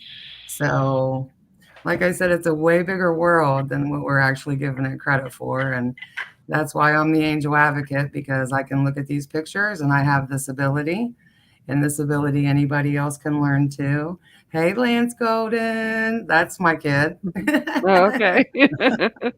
So yeah, it's the ability to see the dearly departed in the loved ones' photos. It actually goes a lot deeper than that. You can actually channel whoever you want to be in your photos, but that may be a podcast for another day. Yeah, we're gonna do that one again because I'm still fascinated. We've talked offline about the Bigfoot thing, so yes, yeah. And a lot of times people will say, "Well, can you do this?" And I'm like, I don't know. I've never had anybody who would do it with me. So yeah, let's try it. And that's been the beauty of it, is because people who actually practice what we call continuing bonds, they have a huge connection with photographs. I have a lot of people who practice their continuing bonds with their loved ones in spirit, and they'll hit me up and say, "Hey, I had a nudge. I just took some pictures, check it out. If it's nothing, don't worry about it. If it is, let me know." And, this is my whole thing, is that if you intentionally take the pictures, that's my other son, James Mason. Hey, James. Hey. So if you intentionally take the picture, you're going to get results. Spirit provides every single attempt.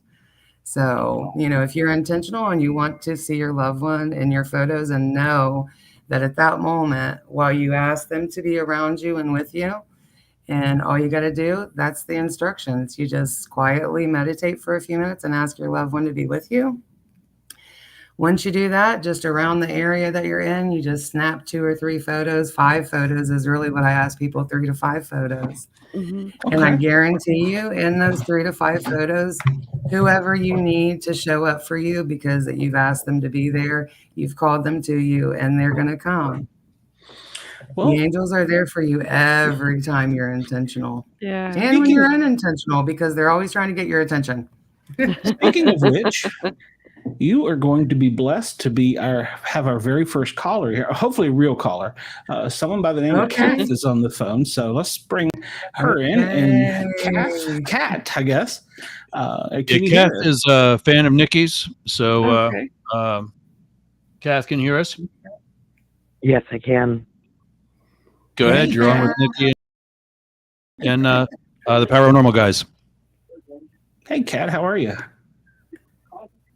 I'm doing great, and I'm thrilled Kat. to meet you. Oh, thank you so much. Thank you so much. So, Kat, tell us, have you had, I don't know, is it improper to call it an experience? What's the correct term? Have you had exposure? Maybe that's a photography word with Nikki. Yeah. My exposure with Nikki. Hi, Nikki. It's great to talk to you and see you live and in person. But yes, thank you for being here. Thank you for calling in. That means a lot to me. My world. She says you changed your world. Oh. Yeah. Yeah, I don't know so much And, as a one-time experience. Nikki has taught me that with intention, anybody that you wish can show up in photos around you in lifetime. That's Oh, true. wow. Did you I have just say for a second, I'm going to answer on Kat, because Kat was the lady that I told you was able to have Jesus and Mother Mary in her photos. Oh, wow. Wow. Yeah. Awesome. And I felt that energy, right? I'm about to have that surgery, and I really wish I could take photos inside the room and see what happens, but we'll see. Maybe it'll show up in the video. But Nikki completely helped me change my trajectory of my grief after my husband left his skin suit, knowing that it's impossible to get pictures of him in lifetime now, which is amazing, because he was not a fan of getting his picture taken in life. And now I can get pictures of him all the places, everywhere. And even like when I'm not expecting it, I hear him go, "Hey, now's a good time to take a shot." And I just reach the camera over my shoulder and take a shot, and he's right there. I have a picture of him at a place, at a casino in Carson City, Nevada, that he showed up in between the panes of glass. Oh, wow. Yeah. That's very cool. Wow. And this is what I talk about. Kat is also a person who continues bonds. She continues bonds with her husband. And these are the type of results. This is the type of happy joy that you can actually have. You don't have to feel like your loved one is gone, because we're the ones who call it a veil. It's really not. It's you adjusting, how you can see things. And I hope that Soul Portraits by Spirit is able to open a lot of doors for people like Kat, like Jill, like a lot of the people that are here with me tonight that can testify for this, because, it can't be faked. That's just the whole thing. It's not faked. So thank you so much, Kat. There's no way. Even with the work that you do over top of it, you can't fake it. Yeah. That's why I always tell everybody to go back and look at your original. Mm-hmm. Whenever I give you a portrait, that's always my instruction to you is, make sure you go back now and look at your photo, because once you see what I've shown you, you can't unsee it. You're going to see it in your photo. You're going to show other people your original, And they're going to go, well, I don't really see it. And then you can show them the side by side that I give you, and they're going to go, whoa, right? Yeah. So what it does is the seed. It plants a little seed inside everybody that it gets to touch. So, well, now, Kat, the very first time that you had the interaction with her, were you a believer in this? I've always believed that spirit is around us at any given time. But my day-to-day interaction has definitely changed. Oh. Okay. And I think that, you know, Kat, like I said, Kat is already, a practitioner of continuing bonds. She carries on a relationship with her husband. And so, you know, that is an important aspect of, you know, the type of results that, you know, I get for people that do continue bonds, you know, through the veil. I'll say that because that's what most people say. That's what's in the mainstream. But it's really a matter of you know, calling your loved one to you. This is what it's about. You can still have the same type of loving, even more. That's the thing that comes through a lot. People who had certain personality traits or, you know, weren't very kind or had hangups, once they cross over, it's just a completely different persona. And don't get me wrong, it's the same person. They have all the same hangups. You can smell their cologne, right? Yeah. That's true. It's the same person, but now this person, you have to give them the opportunity to be able to show you that they're still there. That's the first step. You have to believe that it is possible. And so Soul Portraits by Spirit actually opens the door for a lot of people to think, I can see it in my own picture. Maybe it is true. So, you know, that's really my goal with this. The whole entire Soul Portraits by Spirit is the mission is to, you know, get it through to people that you don't have to suffer the way that people suffer. That's actually why I kept going, because it breaks my heart to see angels and photos and the person is in the same photo talking about, I'll never have you again, you know, and they're right there with you. Yeah. So, you know, and it's been something that, you know, it's just something that's been very fulfilling for a lot of people. It's not a solution. It's not ever, we can't ever get the physical back, but you can have this. You can continue bonds after your loved one, you know, passes on in the physical. It's just a transition. It always made me so upset because we tell people all the time, your loved one in spirit is with you. They're with you all around you. They're all the time. And then if you say something that's like, oh, I think that was him, people are like, honey, please, you know, you're just in. Yeah. But we just sat there and told you that they're always around you in spirit. But, you know, that's why I'm the angel advocate. I chose that name for a reason. Because when I look at people's photos, the angels are in there going, do you see me? Not over here. Can you see me over here? Not up here. So, you know, every day I'm never bored ever now because there's so many people grieving. So many people, I give it away as a gift a lot because what more could you give somebody than printable proof? Right. That you intentionally asked for your loved one to join you and they're right there. It's a matter of you drawing it to you. You have to intentionally do it. And like I said, it happens unintentionally too, because the angels are always trying. That's what makes me sad a lot of days, because the angels, I can see them so clearly. And, you know, how do you just say to somebody who's grieving, hey, I know that you're really sad because you don't have this person anymore, but look. Yeah. It just, you know, it's a very delicate issue. It's very delicate. Yeah. Well, like the gentleman Chris was saying earlier, you know, people seem to think you're nuts sometimes when you talk about stuff like that. So, I mean, we've come a great deal further than we were in the past, but yeah, a lot of people still are like that. Continuing bonds is exploding. People are really doing it. They're really having, you know, recordable experiences. I have a very good friend, and she's right here in this room with me right now. Her name is Donna Nova. Her and her husband through the veil, Chris. Chris is amazing. Chris came through excellent for me last night. She got a nudge, sent me the pictures, And of course, Chris was going to show up big time because Chris is a big major player. So these are pioneers. Donna and Chris are pioneers. There's Donna. There's my girl Donna. She knows because she does a lot of hard work. She documents a lot of stuff for us so that we sounds have like that. Kat does as well. Awesome. Yes, Kat's amazing too. Yes, ma'am. If you can do some pictures in the room there with you before, before we get off the air, yeah, send them to us. That'd be kind of cool. Since I've heard your story from Nikki, so that would be awesome. Yeah. Yeah, Kat's had some really great pictures. Yeah. You want me to see if I can get a live picture right now while we're online and send it to Nikki? If you want to, that's fine. Yeah, or I can pull it right up. Oh yeah, if you have them, you could share them. I feel the nudge. I mean, I know he's always around, but yeah, Marty's always sneaking in the picture for sure.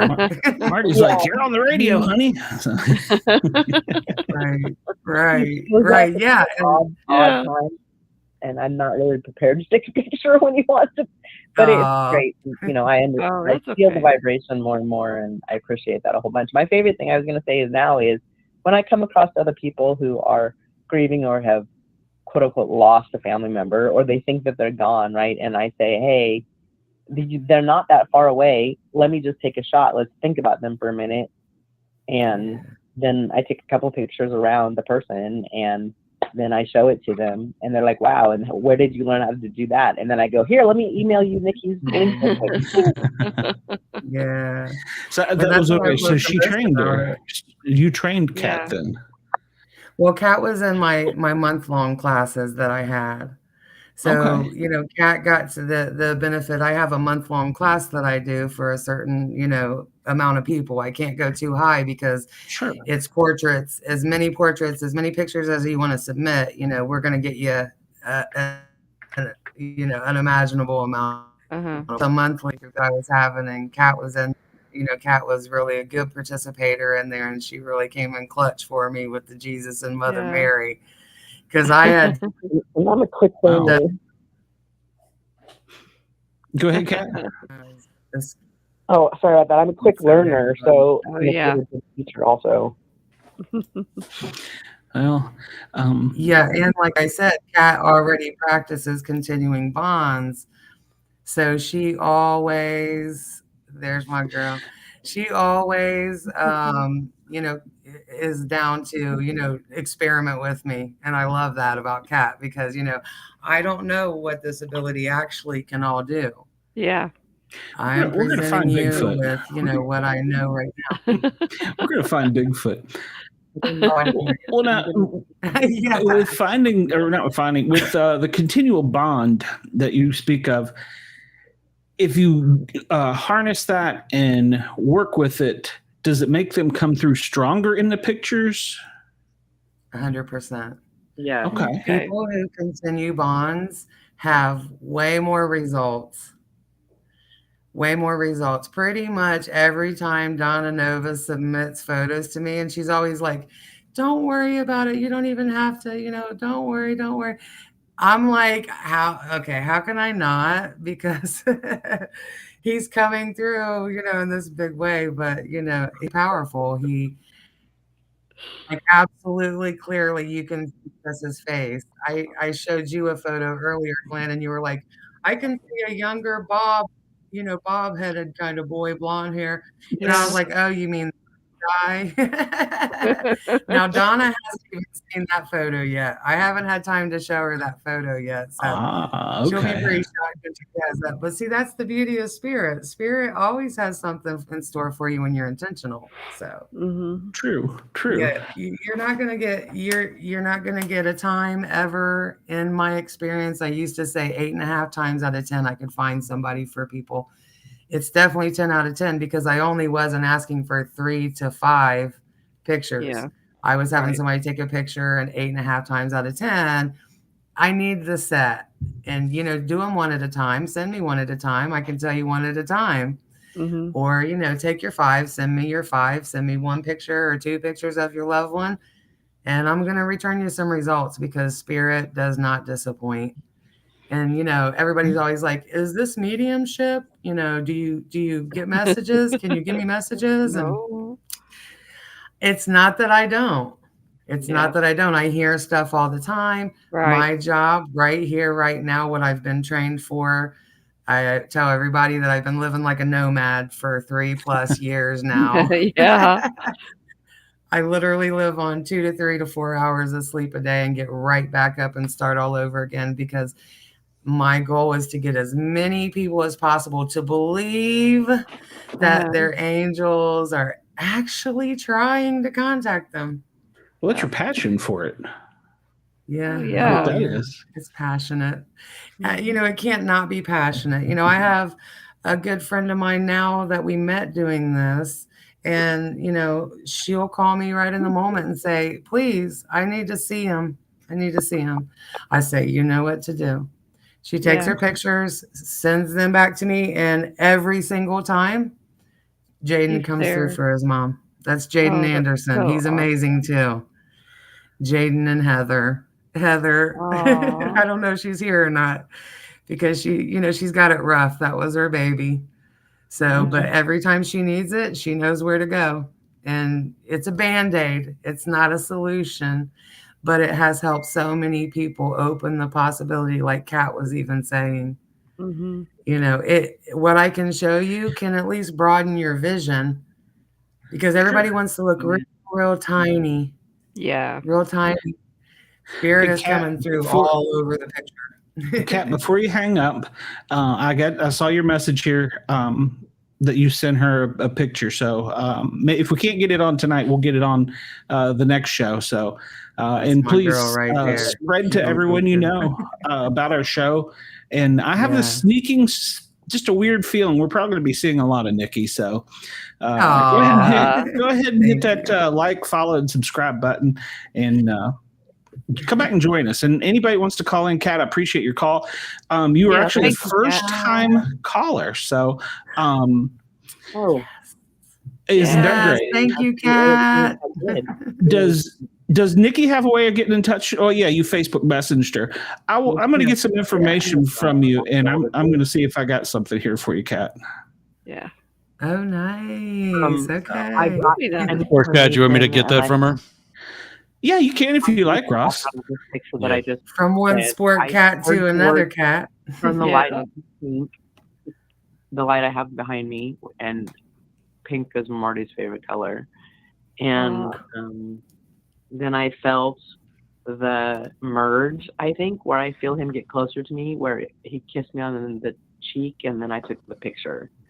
So my eyes are closed in the shot to concentrate on him. So you'll see my background, but I'm hoping he can. I can't wait to see that. And if you don't mind, we'll share it on the screen if you don't mind. If you do, that's fine too. So, but wow, that's Kat, I really appreciate you calling. Very nice. I didn't even really go back and look at the picture. I just sent it to Nikki. So I'm gonna actually, when I hang up, I'm gonna actually go back and look at the picture and see if I can see what I make it out. Okay. Nice. Cool. And that's another thing too. I'm glad that Kat brought that up, because that's actually my real goal, is to be able to teach other people to be able to help other people with Soul Portraits by Spirit. That's what it's really here for, is to be taught how to see pictures differently. And so that other people can help people that they know that are grieving. We all have a circle of grieving friends, like it's an epidemic. Sure. Yeah. And it's so easy to pick up on once you see where I show you that they're at. It starts training your own eye to be able to see it yourself. And I love that Kat said she's going to go back and now look at the photo and see what she can see. I love it when people do that. They circle and they add it in there. And, you know, a lot of people, if they're dealing with mediumship, they're not allowed to tell anything. You know what I mean? You're not allowed to say anything. So this makes it really fun, because you're encouraged while we're doing Soul Portraits by Spirit to talk about your loved one. That draws my connection with your loved one way deeper. And, you know, it may bring about stuff that I might not have seen before. So, it's Kat, a I'm going great to pass thing you back off to Ross. Thanks, you can leave that Kat. message with him, and if anybody else wants to call in, please do. 1-888-88-YERGZ, YERGZ. Kat's going to free up the line here, and I appreciate her for doing that. But yes, that was pretty. Awesome. That was yeah, great. boy, this. I went into this night thinking it's going to be a spooky, scary kind of night. Right. But no, we haven't. We haven't hung up on anybody. But when she gets off the line, you're free to call in if you want. And I'm just going to say right quick. That's my girl, Kayla. It's her 23rd birthday. Happy birthday, Kayla. I told her I'd give her a shout out. She's my girl. You going to sing happy birthday? You can sing happy birthday. I won't stop you. I mean, I do portrait. I don't sing much anymore. Oh, you've been okay. So you've been apparently she's been holding. So that's great. Okay. All right. Well, Ross will get you to me here in a second. So ask me anything. Ask me. I am ready. I've been prepared. This is 8+ years I've been doing soul portraits by spirit. That's great. And while we're waiting on the next caller, Nikki and I have been talking for several days, and I had sent her some pictures from Brenda, our co-host, and I was kind of like, yeah, maybe not, I don't know. And I didn't tell Brenda anything about it. I kind of snaked her a little bit on it. I was like, just send me some pictures, and like all girls, she wants to send me pictures. So I was like, okay with that. And so I sent them on. Right, but she's like, why? I look like crap. Exactly. Yeah. So I sent them on to Nikki, and she sent them back to me, and I sent them to Brenda, and I was like, yeah, okay, maybe. And we were still chatting. I had planned on sending her some photos, but I was going to try and do Jill, hang on there. We'll get you. I was trying to get something. I was going to try and I guess make something more elaborate, or I don't know what I was going to do. I was going to put more intent, but we just kept talking. I was on the couch Sunday watching football, and I'm like, okay, I got to call bull crap on this. I was like, I just got to call bull crap. And Nikki, I haven't told you this before. I said, but I was like, no, I don't believe this is crazy. So I was like, even if I'm sitting right here on the couch with my dog right now, if I just snap off a few, and she's like, yeah, go ahead, do it. I'm like, okay. All right. So I did. I'm going to send you like 6 pictures or something. I don't know. Me and the dog, and like around the house or whatever. So it wasn't, I don't know, 2 hours later, something like that maybe. She goes, hey, your grandfather and your dad. And I'm like, yeah, come on now. But it was true. It was true. So at first, I don't want to say I didn't want to believe it, because that wouldn't be right, but I was skeptic. I guess that's the best way of putting it. And I wasn't doubting. I understand that skepticalness, because it's unbelievable. It really is. Well, see, and that's the basis of my whole show, the Paranormal Guys, is one person would agree and one would disagree, kind of, to balance it out. So that's kind of the way it's been. Jill, hang on. I promise you, Ross has probably had to find his pen and paper to get that. So hang in there, guys. We'll get you. All right. I'll tell you what, as long as Ross will let me stay on the air, and as long as Nikki wants to talk, I'm here. Yeah. So I don't know, Dina, do you need coffee? I do. Do you see my eyes? I can't even. You do. You look a little sleepy there. I think I will get some. If Dina. Excuse me just a moment. I think I can handle Nikki for a few moments, and plus we get a caller in here. Bobby leaves me, Brenda leaves me. It's just me and you. Well, that and whoever's around me. So I was gonna say, watch what you say, because I don't think so. I'll be back in just a moment. Okay. All right. Thank you. Oh, that's funny. So that was really cool that Kat called in and did that. And Jill, she's the same. That's my girl too. She's waiting to talk to. Todd, if you want to jump in here, hop on the link. You're welcome in here. Her husband, Guy, Jill's husband, Guy, was at the time when Spirit was upgrading my vision size of the portraits. Nice, Kat. Yeah, I can't wait to see that one with her naked eye.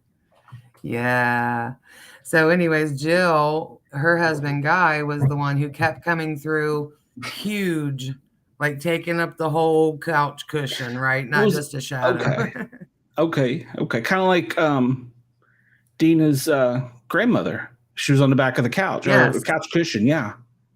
Yeah. And that was there's common themes that run, but that's because, the lights and shadows play a part. And so that's why I ask you for a little of the background. I had people in the beginning was like, oh, sure, you want some background in the picture, huh? And I'm just like, how else can spirit appear if there isn't? But, spirit's going to use lights and shadows, period. We have Jill on the line now. Here we go. There's Jelly. Jill, are you with us? 1 second. There you go, Jill. You're on the line with Sport Cat and Nikki. Hey, Thank Jill, you. How are you? Hey, Jelly. Yes, I am. That's my girl right there, Jelly. Hello. Yeah, you might have to turn your radio down because there's a delay. Yeah. Turn your radio down in the background, please. Oh, sorry, it's my daughter. The birthday girl. Or having to go to another room. Yeah. Oh, well, happy birthday. Thank you, honey. Get out of here. It's your birthday. Go on. Happy birthday. Yes, happy birthday. Yeah, get out of here. She's giving me a birthday present. All right, well, one thing I got to tell you about Nikki is I was in a dark place, and she got me out of it when she told me start taking pictures and call your loved one up, meditate, call them up, say their name 3 times, and tell them that, hey, you want to take a picture, start snapping. And I'm like thinking, this lady's crazy. Oh my God, she's wonderful. I mean, I just am so totally amazed by what this woman has came up with. I couldn't believe it. There was my husband. I saw him with my own eyes, but you're crazy. But let me just, she bring my mom, my dad, my husband, and help my daughter as well, knowing that he's here. And we're always snapping pictures, monitors. I throw everything at Nikki. I'm like, am I crazy? Is this it? So for her, I don't know if I'd be here right now. So a lot of gratitude. Wow. Don't make me cry on air, Jelly. It's the truth. I don't know why. It's the truth. But that is the truth. But when I first contacted her, she's like, look at the pictures there. And I mean, I could be talking to her on the phone, and I'll send her, look what I bought. And she'll go, look. And I had bought myself a ring, and I was so excited about this ring, and I showed it to her. She goes, I don't care about the ring, but look down on the floor and on the rug. And I said, what? She goes, let me circle it for you. And it was my husband. Wow. That's awesome. Yeah, that's why I say it's not a solution. It's a great Band-Aid. Jill, how long has she been doing this for you? About a year maybe? Yeah, it has to be going on about that now. A year more. Yeah, we're in October. Yeah. Okay. Yeah, and I mean, she made me cry off my shiny point. You're gonna be fine. You're still beautiful, Jill. That's this tonight. It's really weird how fate happens. I wanted this to be a spooky, scary kind of show, but it's turned into a positive, good show. I hope Chris is still listening too. It's not what you think it is. And like I said, I told you I wasn't a believer, and like she said, this lady's crazy. So, but yeah. Imagine how I feel. Can I just say that? Yeah, and Token Muddle is a brother podcaster. It is liberating to know that our family is okay. So, and Donna says Chris will always find a way to give. Who doesn't know what they're looking for. But, I mean, because believe me, if I thought first, I'm like, huh? And then when Nikki goes, that's your husband. And I'm like, it is? So first thing I was doing, it could be very scary, especially if you don't know what you're looking for. And then I didn't mean to interrupt you, but also, I guess, Nikki, didn't you get like 5 spirits on Julia's husband's pair of jeans? Yeah, he's got like numerous people on his jeans. And see, that's the thing. Like, I want to do all the portraits, but You know how long it would take me to do all those portraits on Julia's husband's jeans? It would take a while. It would take a while because there was probably literally between 5 and 7 different looking people. What and a couple that look the same. So. Is that people he knows, or is that just people that were, to use the word, present at the time the photograph was taken? So I believe it has to do with him. Okay. Who I found in the photo that was extremely obvious on his shirt. Now, we were talking about his jeans. I did his shirt, his back, and it was his father that came through right on his back. So this is where the message kind of comes in with Soul Portraits by Spirit. When people are like, well, can you hear them? Can you talk to them? Can you ask them this? I just try to concentrate on the portraits because it brings a message through in ways that, I may misinterpret. That's a big thing with, mediumship, is having to trust what you're being given. Yeah. So, I don't try to chance it, because what I'm actually able to do for you and show you, how could I top it? How could I top it other than, to work on myself, and maybe that'll come through where I'm comfortable to do that someday. But for now, this is my job right here, because nobody in the world knows. Nobody in the world understands that this is really what's happening with photographs. And we had this little introduction to it in the, early 1900s, late 1800s with William Mumler. And I believe that he did have, I can look at William Mumler's faked photos and I can actually see spirits in the photos. Wow. But, that's another story, because I don't know if I'm ready to take that on too. You know what I mean? Because I really want the emphasis to be on people who are grieving, because it honest to God helps. Well, I think there's scientific evidence to this in a way, because it's repeatable. Yes, it's actually every single step is you can replicate any portrait that I do. I don't do anything to the photo that would be weird that you would not know how to do. I can shrink the photo or make it bigger. I take the background out of the photo, because sometimes it takes away from the face where you can see the person's face.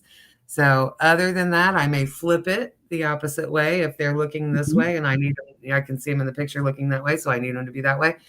I don't do anything else to the photo. So you could take that exact, and as a matter of fact, they have a PXZ file is the program that I use for Pixlr. I can send you that PXZ file, and all you got to do is go to pixlr.com, choose to open that, and open what I sent you, and you can have the exact replica of the work that I did for you, a copy of it for you to play with, do whatever. If you accidentally delete something, all you got to do is go back in and open it back up again, and it'll bring all the files back up again. So it really shorelined me being able to get this out to the world to prove that this is real. I've done a lot of documentation at this point. I literally have 200,000 videos and pictures. For this last post that I just did 2 weeks ago that I haven't finished yet, I literally have 2,000 photo files in there right now. And that's just from 2 weeks. So I have major storage space going on. But yeah, documentation was necessary. And Jill, Kat, Donna, Julia, everybody that I've done them for are all part of that documentation, because no one's ever done it like this before. True. And I do believe that this isn't my ability. This isn't Soul Portraits by Spirit is not mine. I have to emphasize that, because people are like, you're great. And I'm like, this is spirit, because no human on the planet could do this without cheating in some kind of way. And spirit gives me full proof, because it comes from your phone. I can't hack your phone and change that picture around. And then it comes from you. I'm just pointing out, spirit allows me to see what I see, and I can just point it out to you.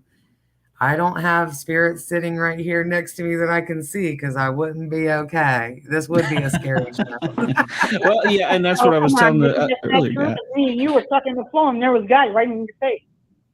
Right. And it'll happen every time. It'll happen every time. If you're intentional with it, you're going to get splendid results. You can send me a picture. Sport Cat, you already know this, Glenn. Yeah. Glenn sent me a picture of his dad for me to use in a portrait. And as soon as I saw the picture of Glenn's dad, I'm like, hey, you want this red pill or this blue pill? Because let me tell you something. And he's like, wait a minute. What are you talking about? I'm in that picture. There's no way you're talking about time travel. And I'm like, whoa, I'm just going to show you what I see. I don't know nothing about time travel, but yeah, it'll happen every time, anytime. There's some quantum mechanics somehow involved in Glenn, this. can I tell you something real fast? I'm sorry, Nikki. You know I love you. That's no, okay. absolutely. This is why we have the line. We want you to talk, not me. Right. You look like her father, the mustache. Oh, I do. Oh, he must have been a handsome man. So yeah, yeah, that's true, Julie. I can't believe that. You're right. it's a fireman mustache. You look like Guyz. Don't be trying to match make. You got a man, Julie. What man is that? My husband? He told me to go on. Okay. Well, we're getting personal now. We ain't talked in a minute. Well, we might have another show for that, Jill. Jill, I'm glad all of you are calling in. If we have more people, I think somebody else is looking to call in. Please do. I am so glad you called. It's whether you call me back too. Where are you calling from, by the way? I forgot to ask. Aurora, Illinois. Oh wow, okay, that's cool. And I forgot. Do you know where Kat is, by the way, Nikki? Yeah, Kat is in California. Wow, that's incredible. The powerful the internet is. Yes, I've done portraits for people all over the world. I'm a night owl, so guess who's awake during the night? The other side of the world. Because when I'm working on podcast stuff, we're chatting too. So yeah. All right. Well, Jill, thanks, May. I appreciate you calling in. And we will talk to you soon. Hooray for you. Thank you, Julie. I love you so much. I think we're going to see more and more of Nikki. So just keep that in mind. I have a sneaking feeling that you're going to be seeing more and more of her. So thank you. I better. All right. Good night, guys. Well, I'm going to send you back to Ross there. All right. Hey, Jill, don't hang up yet. Jill's. Okay. I'll let them two chat for a second. Girl. Wow. I actually just called her 15 minutes before I went on air, and I'm like, I haven't talked to you yet. I have to tell you this. She's like, what? So that was really cool. She took the time to call in for me because she didn't even realize I was doing it. It's like I told Chris, we're just a little show, but dang, California, Illinois.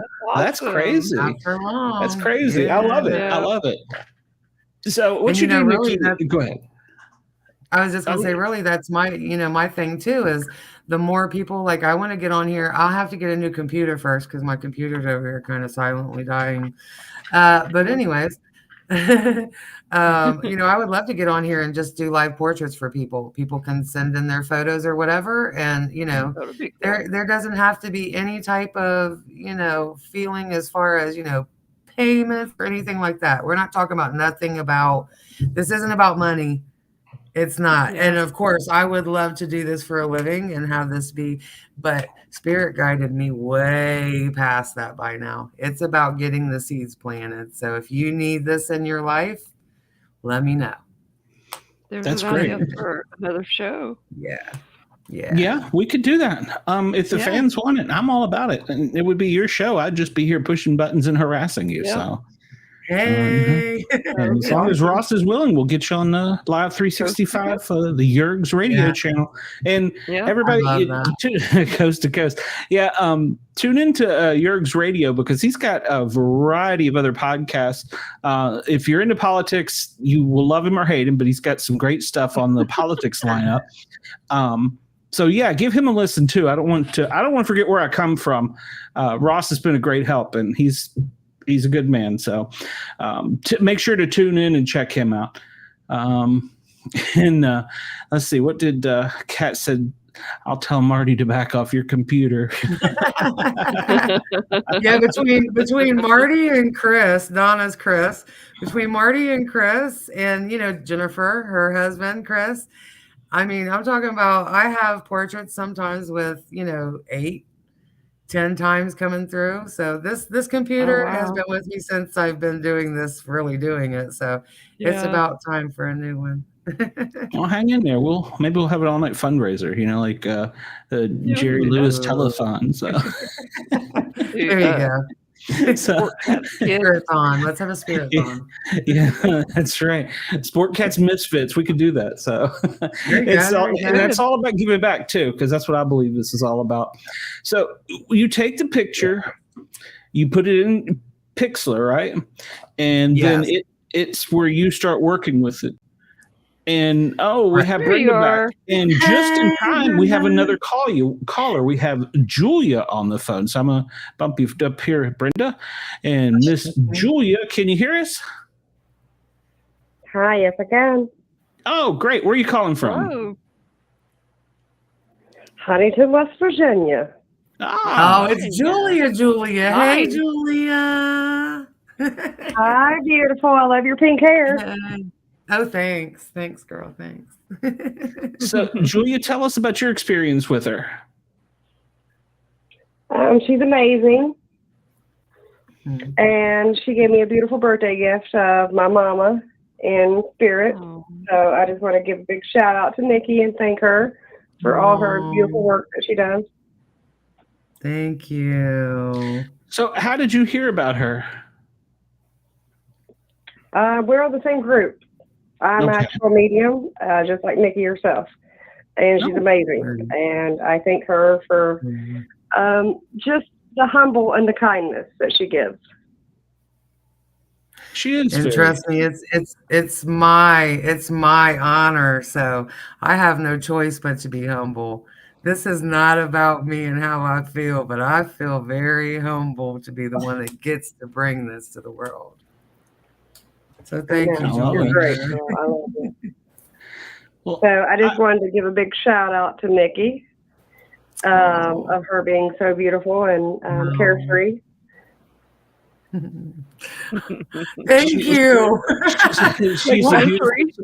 She's a beautiful soul in person. So yes, I agree. Wow, Julia, I appreciate you calling in. I appreciate you calling in. This is great. And anybody's welcome to call in. Do you have one particular story though, Julia, about her that you'd like to share? Something, I mean, don't get personal unless you want to. Well, of course I would like to be. We're nothing but personal, right, Nikki? That's right. I was going to say, that's not a very fair thing because me and Julia talk offline. Oh, okay. Well, maybe something for air. How about that? No, but my personal experience with Nikki is I actually had never met her, and it was my mother's in spirit, and in like a week and a half, she'll be gone for 5 years. And the first year she was gone, the only thing I wished for was just a little personal touch from her. And Nikki dropped in a beautiful picture on my birthday of my mother in spirit. And she continues to do so even after not just one, not just two, not just three, not just four, just 5 years. Wow. So I love her. I love her. I love her heart. I love her spirit. I love that she cares, because she cares so deeply about people and how they feel. And that's what mediumship is about. Even with my gift, we have highs, we have lows, but her highs are so beautiful. And I just want to just give a big shout out to her because she's so gorgeous in spirit. And I'm grateful for her. And my mommy thanks her on the other side. Oh, that's amazing. I love all your family, Julia. Thank you so much. Yeah. Wow, that's crazy, you guys. You know you are. And you know, Julia, and I thank you. And I love the fact that not just me and you, but me, you, and Jilly, we're the best of friends, and we can communicate. Yes. Yeah. I just told Jilly.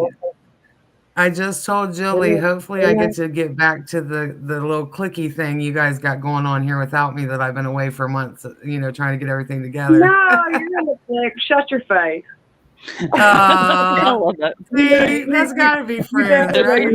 But yeah, Jill's my best friend. I love her very much. But I want to say this. I want to say this first and foremost. So I love Jill with every ounce of my being. But I want to thank you just for the beautiful gift that you have gave me throughout the years of connecting with pictures. Because I even say this, with my mediumship and my abilities to speak to spirit, I connect through pictures as well.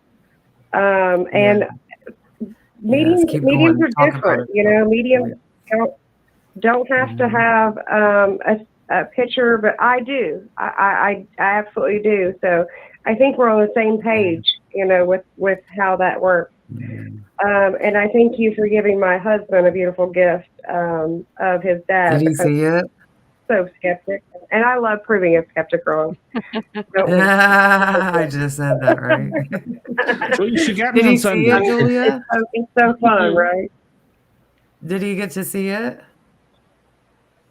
Yeah, but he's still a skeptic, so I'm just waiting for that little. Yes, that's what we want. Yeah, we Julia, want I'll him tell to you a remain secret. skeptical because you should be skeptical. There's too many people out here trying to get people. Be skeptical and do your due diligence. There we go. I mean, even for my gift, sometimes I'm like, "Hey, your dad wants to give you this message." He just looks at me like, "Joy, not today, babe. I love you, but not today." That's what I was going to say. My crazy can shine bright too. I was going to say that he's a skeptic because, well, all men are. So, and she got me on Sunday. So, yeah. Well, no, I don't think all men are, because I broke through the barrier with my mediumship. I can absolutely say, I've met lots of skeptics and I blew their mind, and Nikki can blow your mind in a second. So I just think Julia really is blossoming right now. I'm just going to shout that out to the world. And Julia, friend request me, if you want to come on the show sometime, we'd love to have you on the show as well. That's what we're about. Spread the word. God, did you just say I'm blossoming? Blossoming. Yeah. You're blossoming, baby. I know. I love that. Thank you so much. I just love it so much because doing this has opened up a lot of people's connections, because I'm different from other mediums, because I stand my ground in this mediumship. It has fostered within so many people to believe in their self too, because we all have ability. Beautiful though, but the picture is what resonates with me. You can drop the soul into, and I can connect with the soul through the picture. And to me, it's just, everybody's different, and that's the best thing about mediumship is we're all different. But I do appreciate you. And it all works together. And I thank you for all your gifts. That's awesome. And like I said, you're welcome, Julia, to friend request me, and we can get you on the show and let you talk about some of your stuff. Any of Nikki's friends, feel free to just let me know who you are, and we'll try and get you on the show. Nikki, well, thank you very much. I appreciate you. I'm just here to give a big shout out to her because she's beautiful and she deserves everything that's happening to her right now. Cool. I think Brenda has a question for you, Julia. I actually didn't have a question. I was just going to say it's a good thing Nikki's got friends because we all don't. This is my life sitting here. You know what? Sometimes I don't want them either, Brenda. It's okay. These are all my friends. I like to sit in silence, because I already have lots of people talking to me anyway. Yeah, the same way. It's like, oh. I can imagine. Too much. But yes, I'm just, like I said, I'm just here to give a big shout out to her and appreciate her because she's wonderful, and give a big shout out to my best friend Jill. Her and Guy have that beautiful connection in spirit, and me and my mommy. I know I'm 42 years old, and I sound so sad that but my mom actually opened me up. She was the first person to actually talk to me that I was actually able to hear. I was able to see at 6 years old, and I was able to feel, but to be able to hear is a different acknowledgement. Yeah. And then to be able to see the picture and the drop that Nikki portrays, which is beautiful. And like I said, this is all about her and her time to shine. So I appreciate you in every aspect. Cool. Yeah, I think she must have had a hiccup. Hi. Yeah. Hi.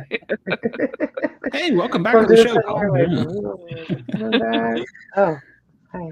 All right. Okay, yeah. Thank you, Julia.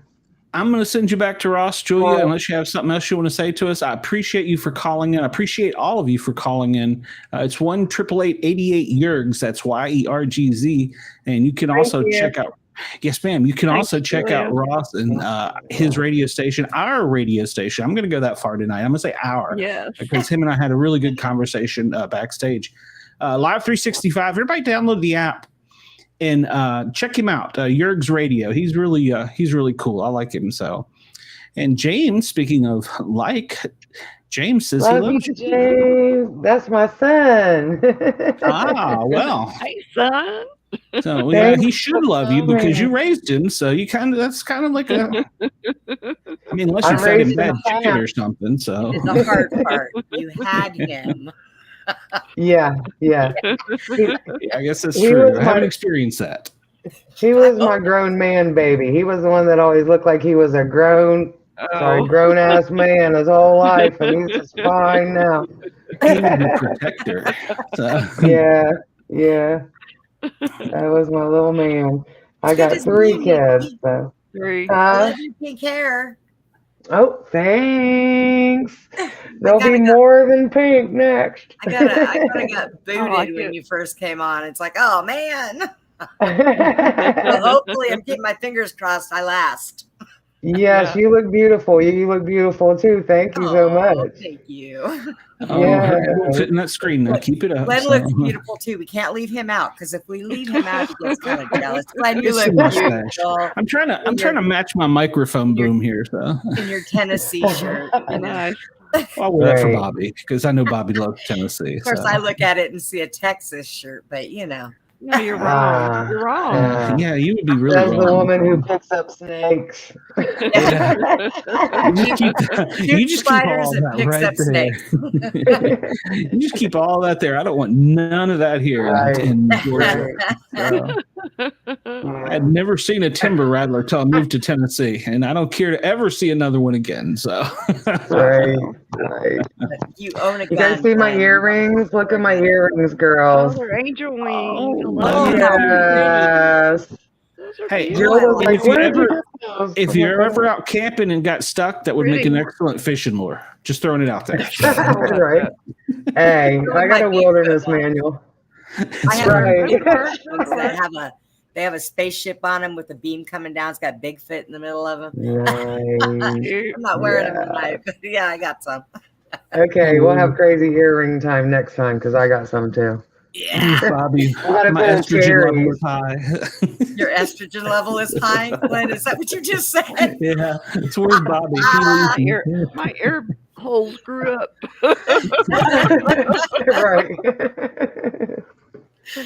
Right. I have virgin ears again. Dina, take Glenn to go get his ears pierced. You might need you to pass this out. Not into pain. Well, she knows I would. I don't like pain. I'm not into pain. Is that what you just said? Yeah, they jab a needle through your ears. You don't even know it happens. It's so fast. I'm a paramedic. I would know. Look at big burly man afraid of getting his ear pierced. I have a healthy respect for needles, so I've been stuck by too many of them, intentionally and unintentionally. So.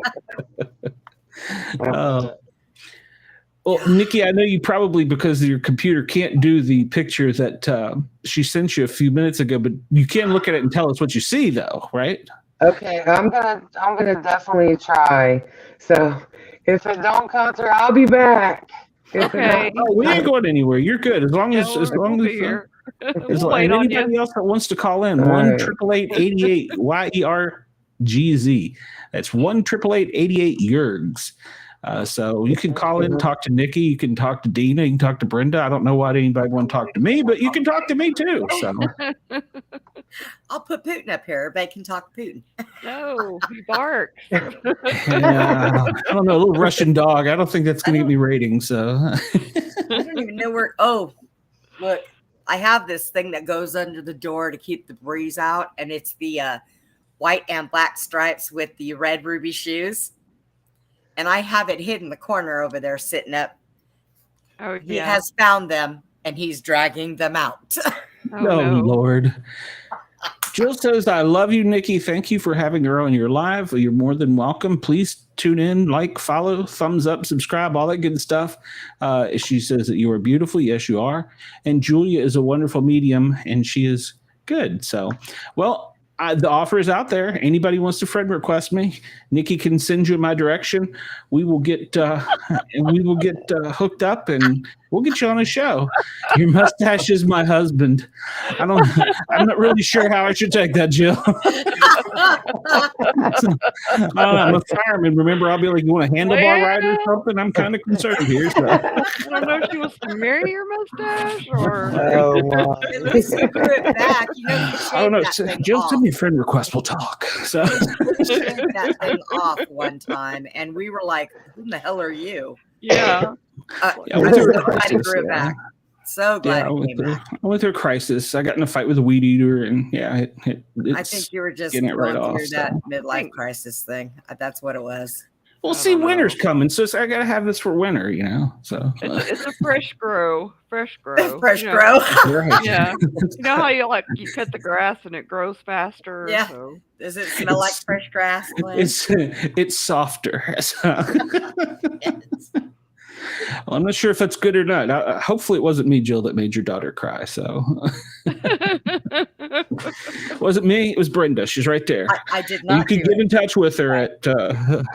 Yeah, that is my email. Holy crap! Yeah, I wonder why you had that up there. So that's because I came in on team, not guest. Ah, that's right. Yeah, you let yourself right in the door. I got to keep an eye on that. So I could be right in. Love the man in uniform. I wore it for almost 30 some years, and I don't know. I love the uniform too, but I don't know. I'm over it now, I guess. So God had other plans for you. Well, and anybody that's tuned in here long enough would know that, my attack on duty that cost me my career was technically my second strike, because I have the rare intracranial brain disease. Yeah. And I went and fought and got back on the fire truck and did what I love to do. And then, a voice in my head tells me not to get bit. I don't listen to the damn thing and got bit. And so here I am. But I think that I knew when I moved from Tennessee to Georgia, there was a reason for it. And I found it out when I worked at the fire department through some people I met. I've yet to figure out why I'm podcasting. So now I think I might be seeing it. So my bottom looks like your husband. I will let y'all know. It took me like a month and a half to talk him into let's just go ahead and do this. I was like burned by the last one, so he was like, "No, I don't want to do no more." But he was miserable not doing it, and you could tell. And look at me! I've got a radio station now. I've got live call-in callers. I'm so proud I'm of you. surrounded by hot chicks. So I was to say, surrounded by 3 beautiful women. What are you complaining about? Yeah, better than one furry old man who has to die of shit. So hell yeah. So, all right, I'm trying to pull it up, guys. I'm pulling it up on this window that I'm in right here right now. So I don't know if it's gonna hold. We're trying it right now. Okay. And I'm frozen on my end, so I don't know. Well, you're moving for us. We can still hear you. You're like so. roboting on our end, but we got you. Okay. That was the 1980s dance. All right. Well, you what? She said you were doing the robot, and I said that's a 1980s dance. Do you remember it, Glenn? Okay, it might work. Okay, I'm gonna try to share it. Share. It's so weird when I hit share. There it goes. It just pops up late. That's all. Okay. Yeah, it sounds like you were probably taxing your computer. So yeah, we really should have a telethon. Yeah. Put out the word and stay up on Saturday night drinking beer. Yeah, I can do that. We'll have a show for you, fundraise. Do it. I've never done it, but what the hell? We'll do it. I'll be like Jerry Lewis. Yeah, go fund me telethon. Go fund me telethon. That's right. Hey, and one of the things is we can time how long Dina sleeps when she falls asleep till she wakes up. Kiss my sleepy butt. You know, we love it. Leave Dina alone, guys. We love it. The guys wanted to run off on her one day, girl, and I was like, I feel like a cheap date leaving her here. She'll wake up, nobody's gonna be here. You feel like a cheap date. She'll wake up and nobody's around. Like everybody left me. Oh, you guys are right. I get so. I woke up at 6 this morning, and I didn't have a nap. I didn't go back to sleep or anything. So. Wow, that's right there. Yeah, that's Donna's guy right there. Oh, wow. There's a face. So I'll show you the whole picture first. Yeah, that's a superimposed, but yeah, I had already seen this one previously, so yeah. All right, so we'll show you without Chris. Everybody, I'd like to introduce you, Chris Rafswood. Hello, Chris. Amazing spirit. Okay, thank you. Yes, we do welcome Chris to the show because Chris really came in good for us because this was that nudge photo where she was just like, hey, I know you're busy getting ready for the show.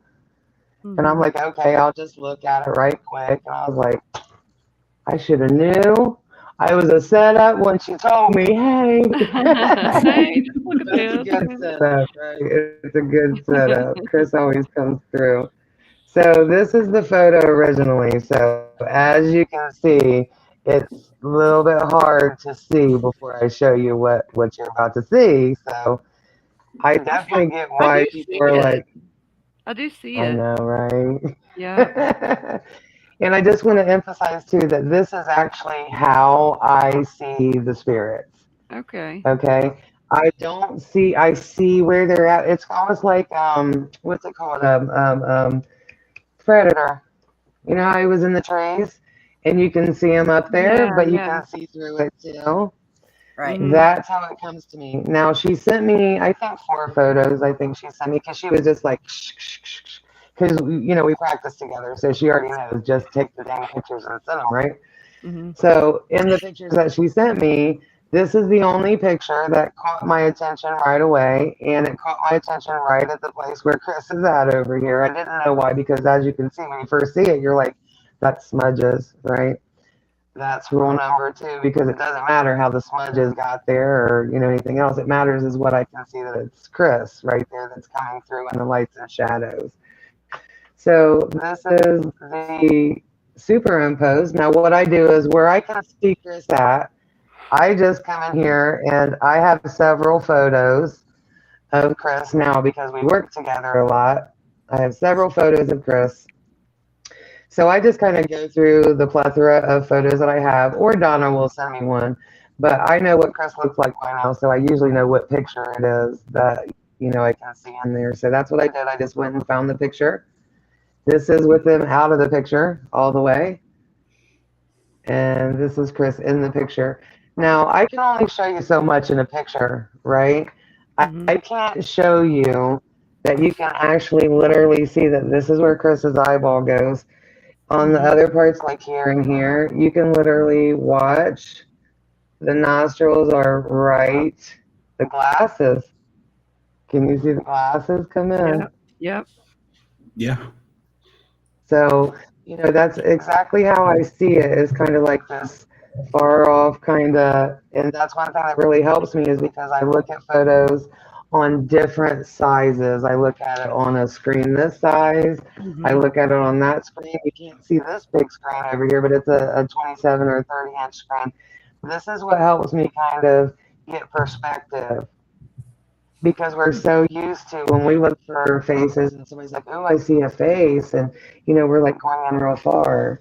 So as you can see on the microwave, he takes over that whole space right there. Now that's the final picture. There's actually 2 other pictures that fit in the spot. And so I wanted to get a chance to talk about this too, because this is actually how energy vibrates and it's able to be captured in the photo. So Spirit is going to use the lights and shadows, and it's going to come through because you know it's a shutter that's opening and closing when you're taking a picture. Mm-hmm. So it's like so many seconds apart.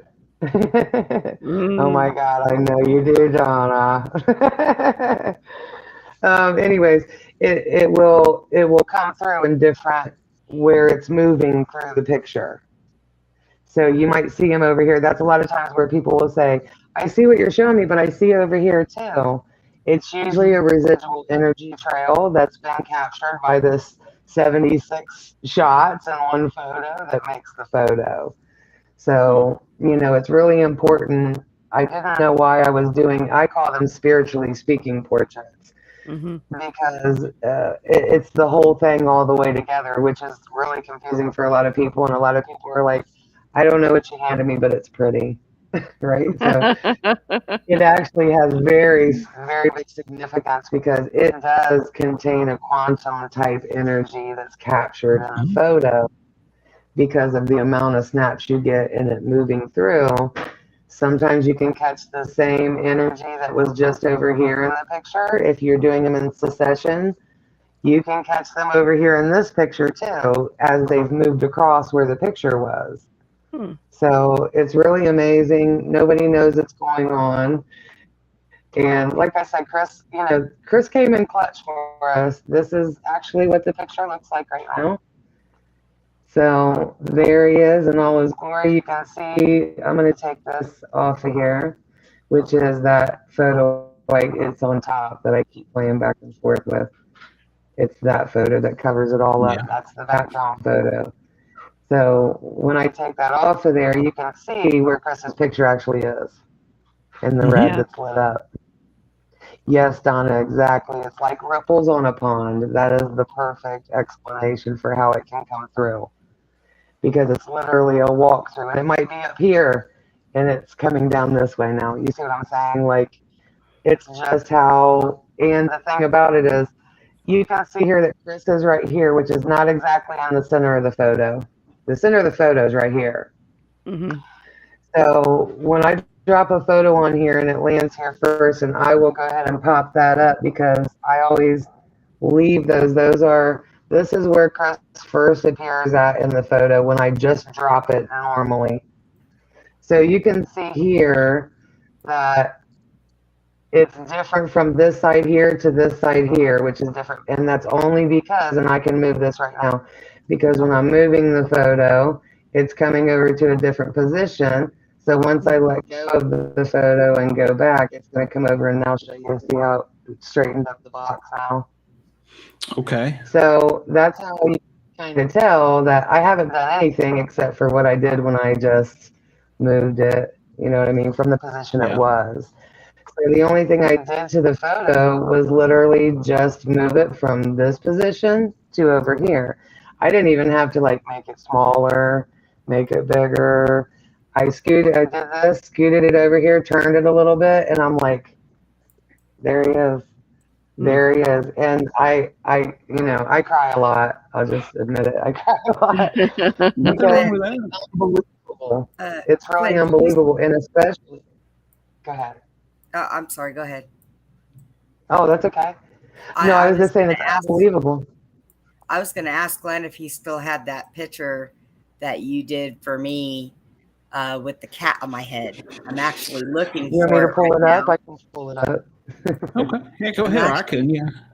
Yeah, because I'm looking for it and I can't find it. So I thought, I'll definitely get you y'all have of to that, Dina, excuse it because I had just woken Brenda. up that day. So I was in all my glory of, oh, wow. Brenda, we're going to see a picture of you. You sure you want to put that out there, Brenda? That's you're always beautiful. Fine. My mouth was shut, so nobody. Okay, I didn't have my teeth in, so. Oh Lord! You know what? The fact of the matter is, you look great, truthfully, because what's coming through your photo just completely blows anything else out of the water that anybody can ever criticize. Right? I couldn't believe it.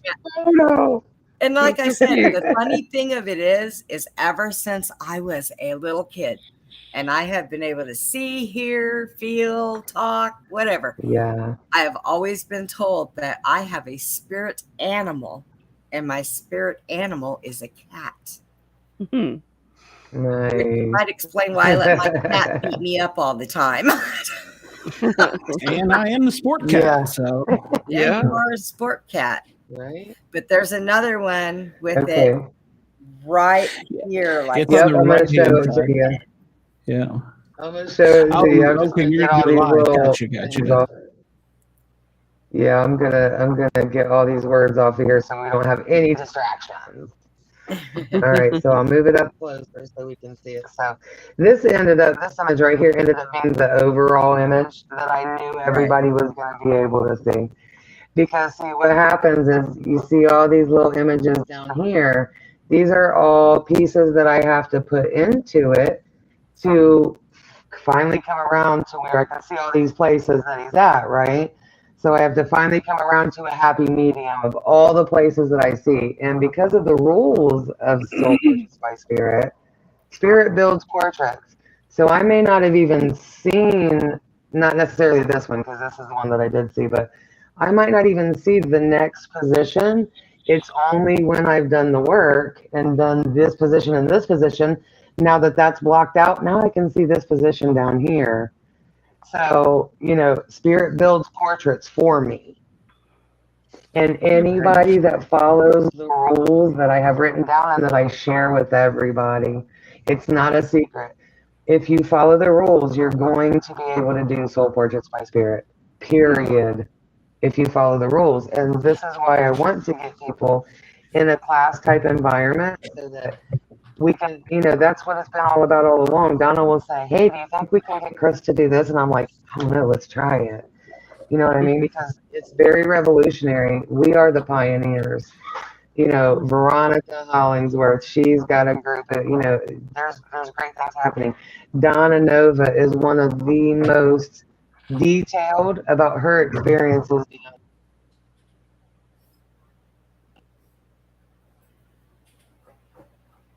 Okay, we lost audio, or is it me? No, I think we did. Yeah. Nikki. Hang on, Nikki. She's she's telling a great story. Nikki, can't hear you. I'm sorry. Are you back now? All right. Hey, while we got a second here, I'm going to change up a little bit. Ross is going to shut down the toll-free number for tonight, but if you want to, you can send a voicemail by going to speakpipe.com/paranormalguyz, Guyz. And you can leave me a voicemail. You can leave Nikki a voicemail. You can leave Dina a voicemail. You can leave a death threat for Shelton. So yeah, I will have an email up. And so if anyone leaves one, I will try and snatch it and get it in here. So yeah. And I'm also I'm seeing we're getting a lot of new subscribers to my YouTube channel. Thank you. Please thumbs up and like the show as well as subscribe. And remember, we are on every Wednesday night, 9 o'clock until Ross is kicking us out, which, by the way, he said we're allowed to stay for a little while. We broke a record on his radio station with listeners tonight. Yay. And so that's good news. We're growing. And if one person tells another person, we will grow even quicker. So we appreciate it. And I'm just so happy with the way this show is going. And I'm sorry, Nikki, I'll give it back to you. I'll shut up. But you can still get us. It's just going to be a voicemail. Nikki, I think I'm going to You better go ahead and get your props. Yeah, Nikki, I think I'm going to get a copy for a minute. I think I'm going to get a copy of that picture, and when next time I go to the hairdresser, I'm going to have him dye that cat right there in my hair, just like that. I think that would look so cool. Yeah. I need that in my hair. Yeah, totally. And this is why I love it, because I don't have to. Can you guys hear me? Yes. My speaker just did some weird thing again. Uh-oh. You can't. Oh. Okay. But it's funny. So this is what I love. Paranormal. Look at that. You what? I said, just look at that. Yeah. Are you trying to freak me out? Okay. No. I thought you were trying to freak me out or something, Glenn. Like, no, I'm like, look at that cat. Yeah, okay. no. Like, don't, Glenn, don't. Okay. All right. So, yeah, that's my most favorite part about it not being faked, because you can take this exact same thing that I have here, and when you reduce it down, you can literally see the cat's eye. You can see the cat's ears. You can see exactly where the shadow of the cat is. Plus, you can see him. And that's at 0. To be honest, with you, That's I snaked Brenda on this. She didn't know what we were doing because I didn't believe you at first, and I was like, if I have this crazy woman on the show, and Brenda is always the one to call me out on stupid stuff. She works with my mom. So I said, I'm going to prove it with Brenda if it's possible. And when that come back, now to be clear, the cat is still alive. Is that correct, Brenda? Yes. Okay, so the cat is still alive. Thank you for saying that. Yeah, it's the photo, the way the photo came out, because you said this was your, or do you want to say? You can say whatever. Everything I've told you can say. Well, no, I mean, I'm talking. Yeah, did you want to say who it was? I guess is what I was getting at. It was my brother's cat. And this was the last photo that was taken of him. So, and he recently left us. So. Yeah. And see, you have no idea, Brenda, did you? What? I said you had no idea, did you? Oh no, I did not. I was over here thinking when you were telling me take 5 pictures of everything around you. I'm like, what the hell for? Yeah. I'm like, okay, well, I'll humor him. And I just started taking pictures. And then he's like, now wake up, Jack, tell him to take a picture of you. I'm like, yeah, he's sleeping. That ain't happening. Okay, take a selfie. And I'm thinking, what is this weirdo doing now? All right. I do like my photos of ladies, so I just went with it. I was like, okay, I'll humor him. So real quick, I'll show you guys over here. You guys can see these 3 things over here that are all visible. See how it'll say visible? Yeah. It'll say visible. Now, when I hide it, it says hidden. Okay, so that's how you know what's in the picture and what's not. So the reason I'm showing you this is because this is the same picture on all these things, but see how I cut him out? Exactly where I can see him at? Because there is this chunk that comes around here. Yep. And so I do that so that I can actually build a portrait that you can see, because what I do after this is I have to blend everything together. So I have to make it to where you can see more of him or more of the cat. You see what I'm saying? So that's the only things that I ever do to a photo. It can totally be reproduced. So, okay, let me show you the other place that he's at now. We'll just leave that right there, and I'll pop this one in, which it could be the same one. It is. So this is all me doing little experiments to see how I'm going to be able to let you see it the best.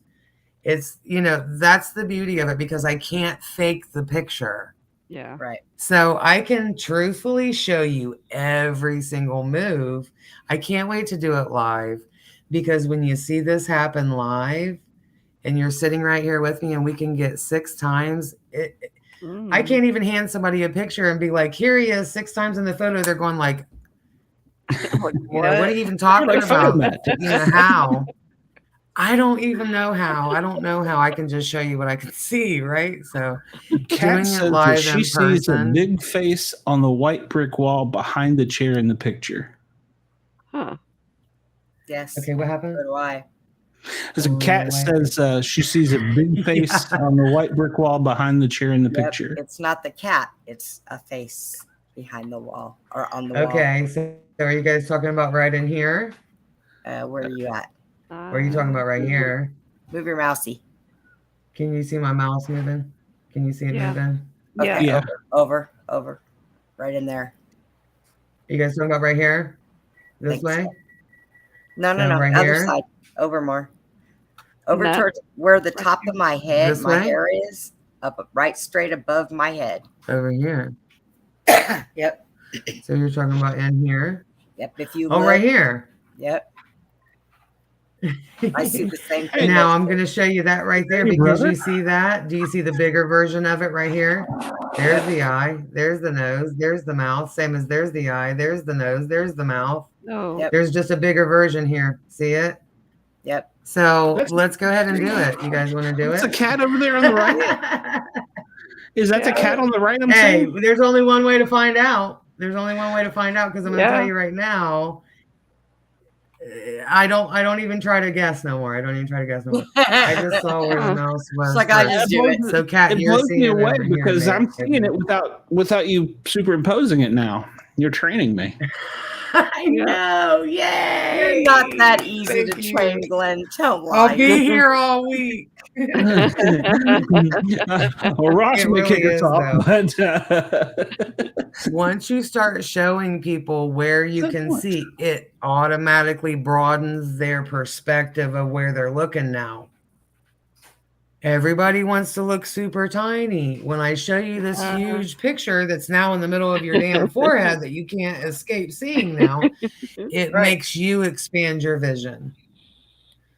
On the left between the chair and the plant. So she's talking about in here, I bet. Yeah, probably. Yeah.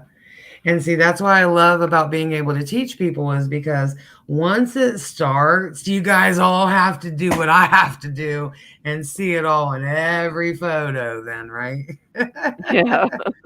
I'll no longer be alone once I have people who are trying to do it too. And I've had You'll never be people who alone. were, You will never Yeah, be alone. right? If you're around us, you'll never be alone. right. We And, bug you down know, I on each have other all hours of the apprentices. night. I'd like to have apprentices. I had one girl who really took to it and she really, really did a good job. She was sending me and I'm like, okay, girl, because I didn't even see that. So, but you know, that's the way it is. If you follow the rules, you're going to find stuff that you don't just see initially. That's the whole thing about it. You're going to find stuff that you never even really. I can't see somebody in this picture 16 times. Sure. Like with my natural eye. Yeah. But when I start fitting faces in there and put the puzzle together, next thing you know, right, Donna Nova, right. Yeah, they're everywhere.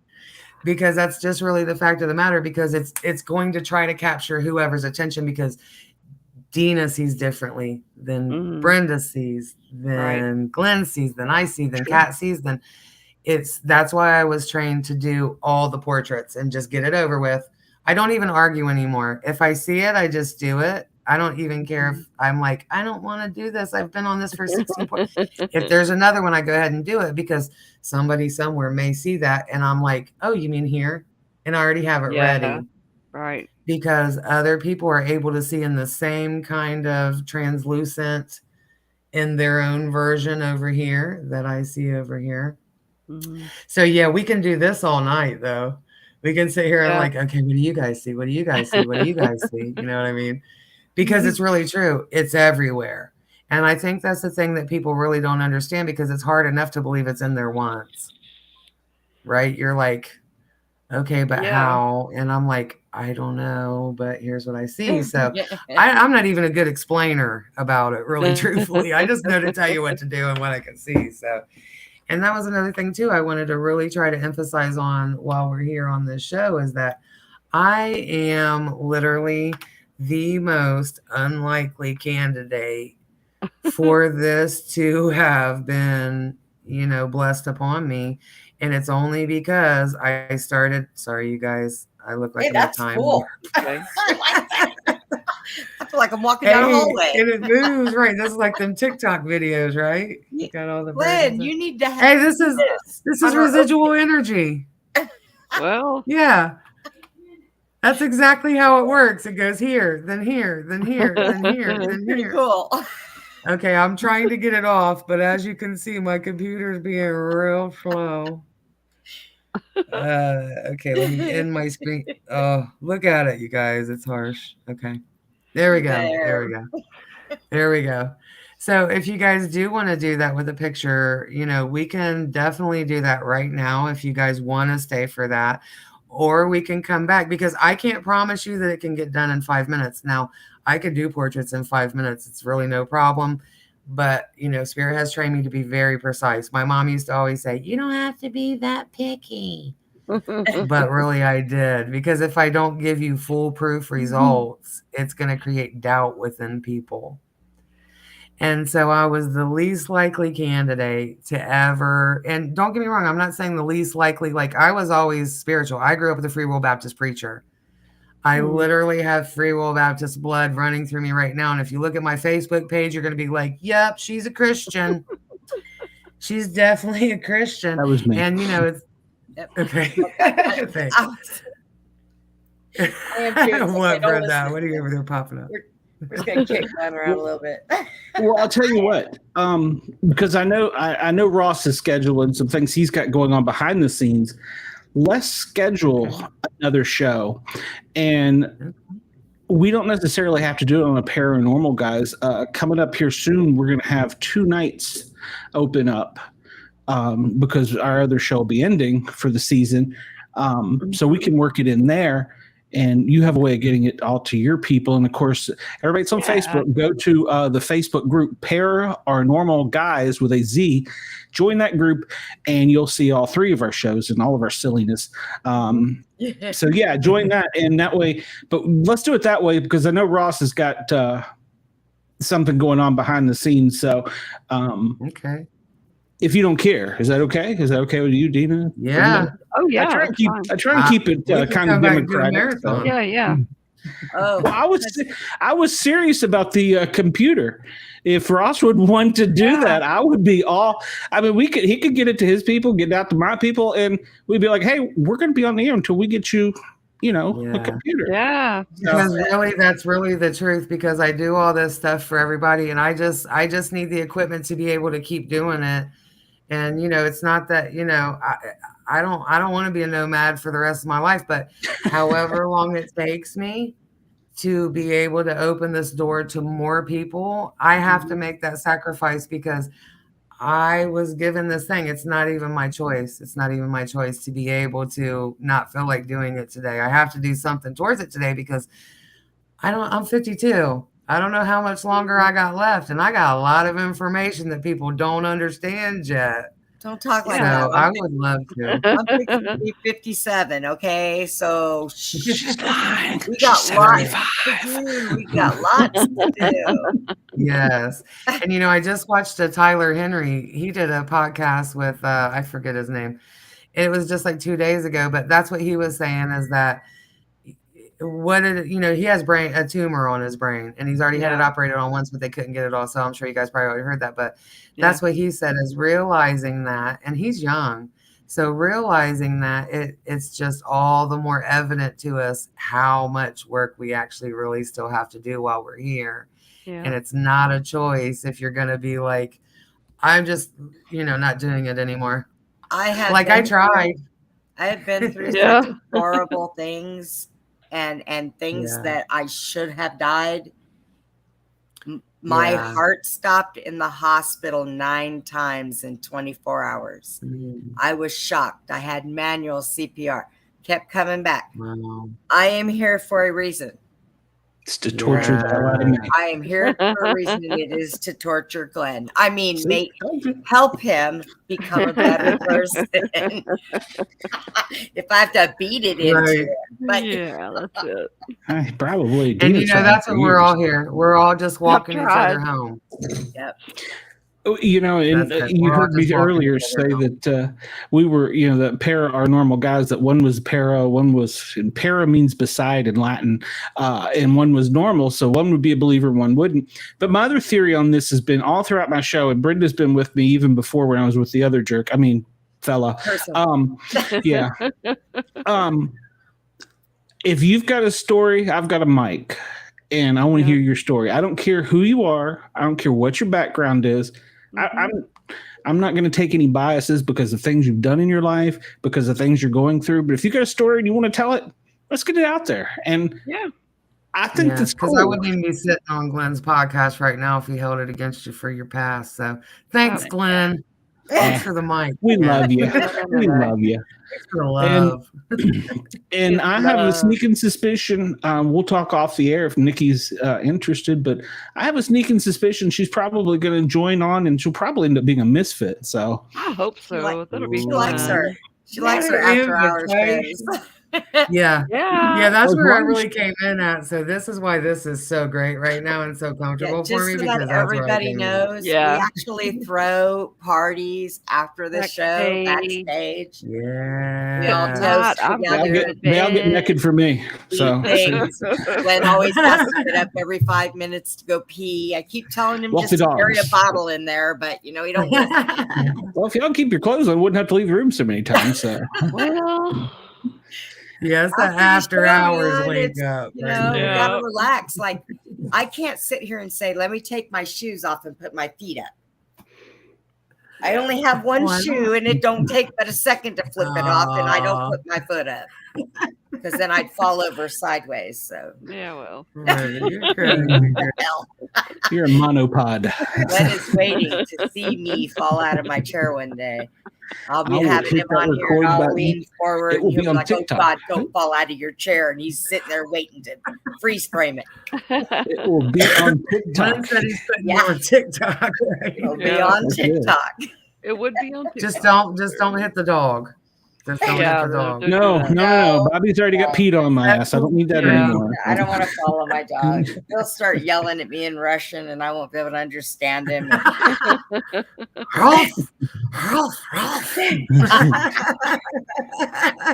It's funny when I first got him. You guys, I'm really a comedian too. You should at all. know that, so We would not listen to nothing. And I finally got a hold of the breeder, and she's like, "He only knows Russian. Do you speak Russian to him?" I'm like, "No, I don't know Russian." She's like, "Well, I can teach you his commands in Russian." I said, "Nope, he's gonna learn English." And he's an American now, by God. Good. Every now and then I have to use That's your Texas blood in her. I have to use a harsh no in Russian to get him to stop, but he does good. Hey, Doug's just sitting there looking at you, going, "You go to sleep, and I will." Dude, he is asleep on my pillow right now. He wore himself out playing with the thing that blocks the door, the wind door. He's gonna get you one little nibble at a time. So, Nikki, I'm going to start winding down here for a few minutes. Tell me, where can they find you? And do you got anything else you want to share with us? I do. I have really exciting news, first of all, because I'm going to make an announcement that nobody even has heard yet. So what I'm going to start doing is I'm only going to have 5 spaces for affiliates. And so it's just an exchange with an affiliate. Am I still live? You are still live. You're still live. We made you full screen because you're so beautiful. Okay. Oh gosh. Aww. Well, this is big news, so it deserves a big screen. All right. So yeah, I'm opening up 5 affiliate positions, and that's being announced here today. So it's open worldwide if you're interested in being an affiliate with me, which what that will mean is if you are a practitioner and you are a professional that has clients and you're a medium, a psychic, I would love to find 5 really good practitioners to be affiliates with me, and I will give you 2 soul portraits. So for 2 clients per week. So that would be 8 soul portraits I would do for you after you do your readings.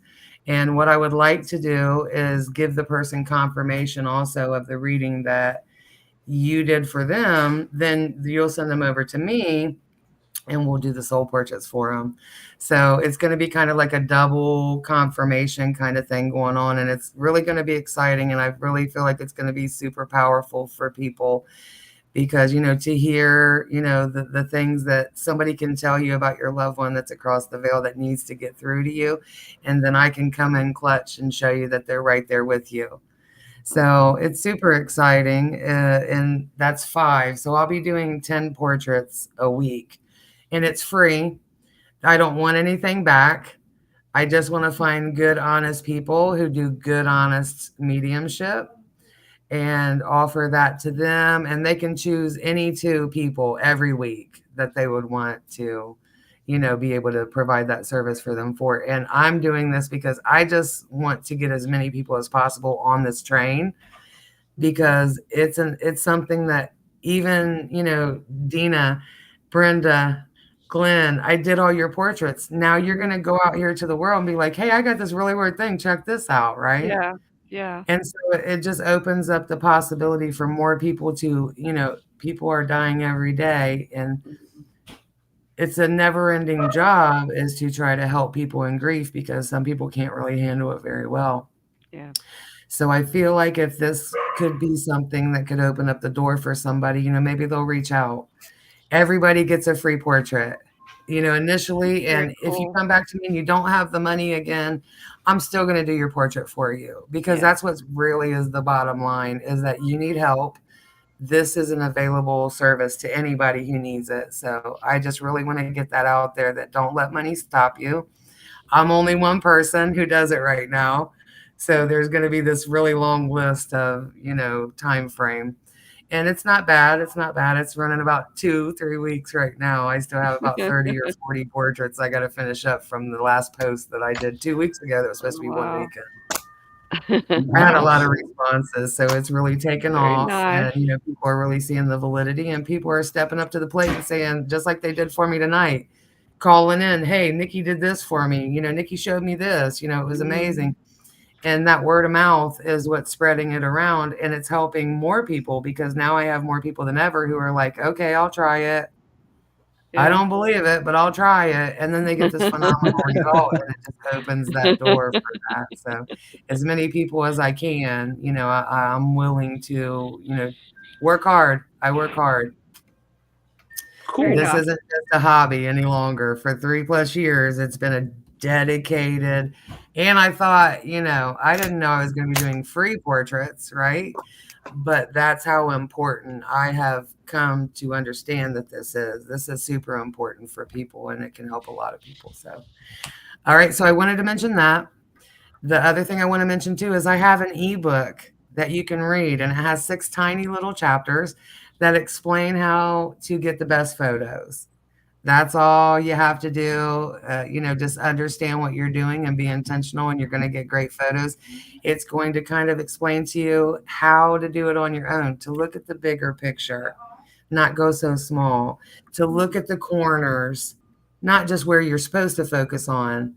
You want to look around what they want you to see. So it's an ebook. It's going to tell you, little tips and tricks. Love you, Donna Nova. That's my partner in crime right there, Donna Nova. Me, her, and Chris. That's my partners in crime. So anyways, the ebook, you can pick that up. You can go to seeyourangel.today.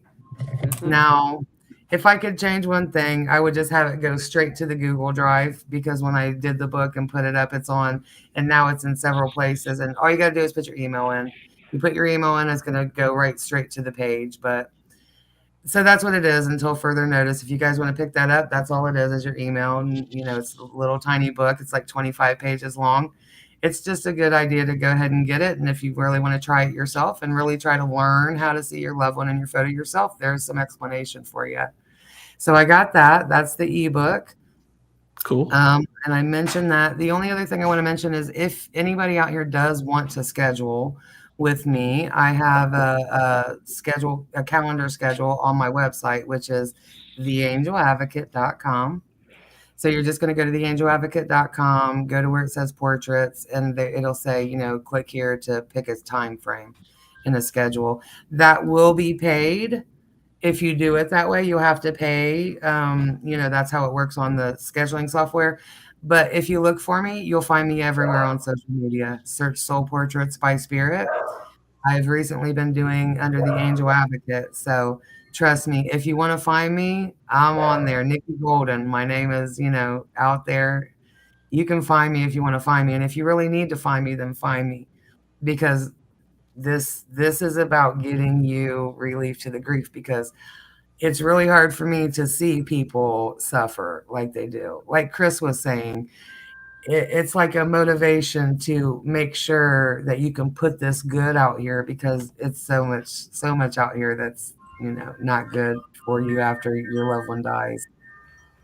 So, I just want to make sure that everybody knows that this is an option for them when they need it. If they're having a hard day, ask, babe, I need you to come be in this photo, cry, take your pictures, get in contact with me, send them to me. I'll show you. I'll prove it to you. You don't have to ever feel that alone. She will. And I think there's a reason I asked you to come on behind Chris. Now I understand what it was in your closing statement there.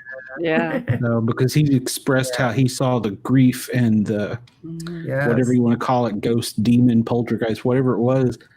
Yeah. And, that's the same thing you're saying is the family does go through grieving too. So this is good for both sides. So. Yes.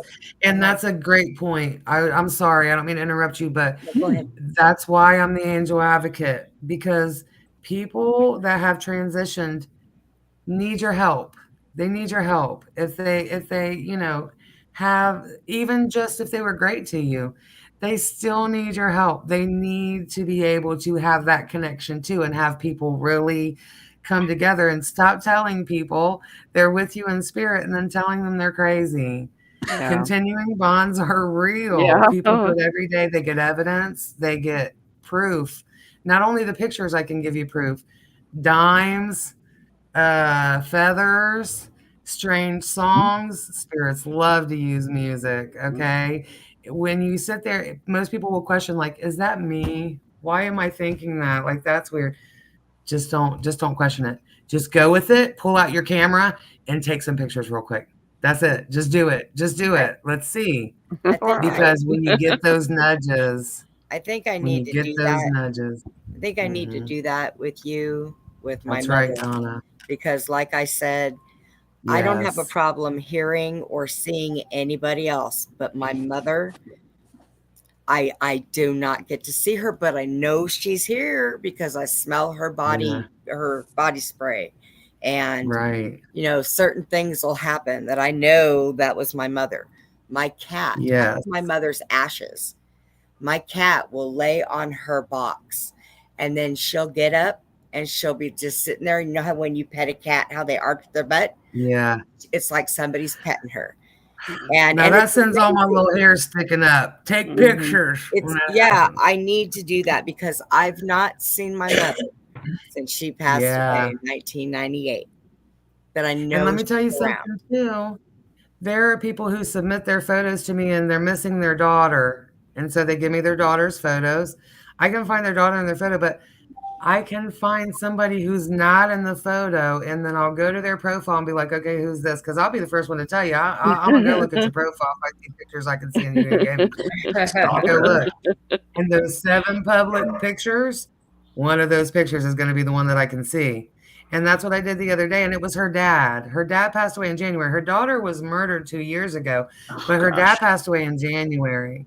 So she was there about her daughter, but her dad came through. Now that message is the mediumship.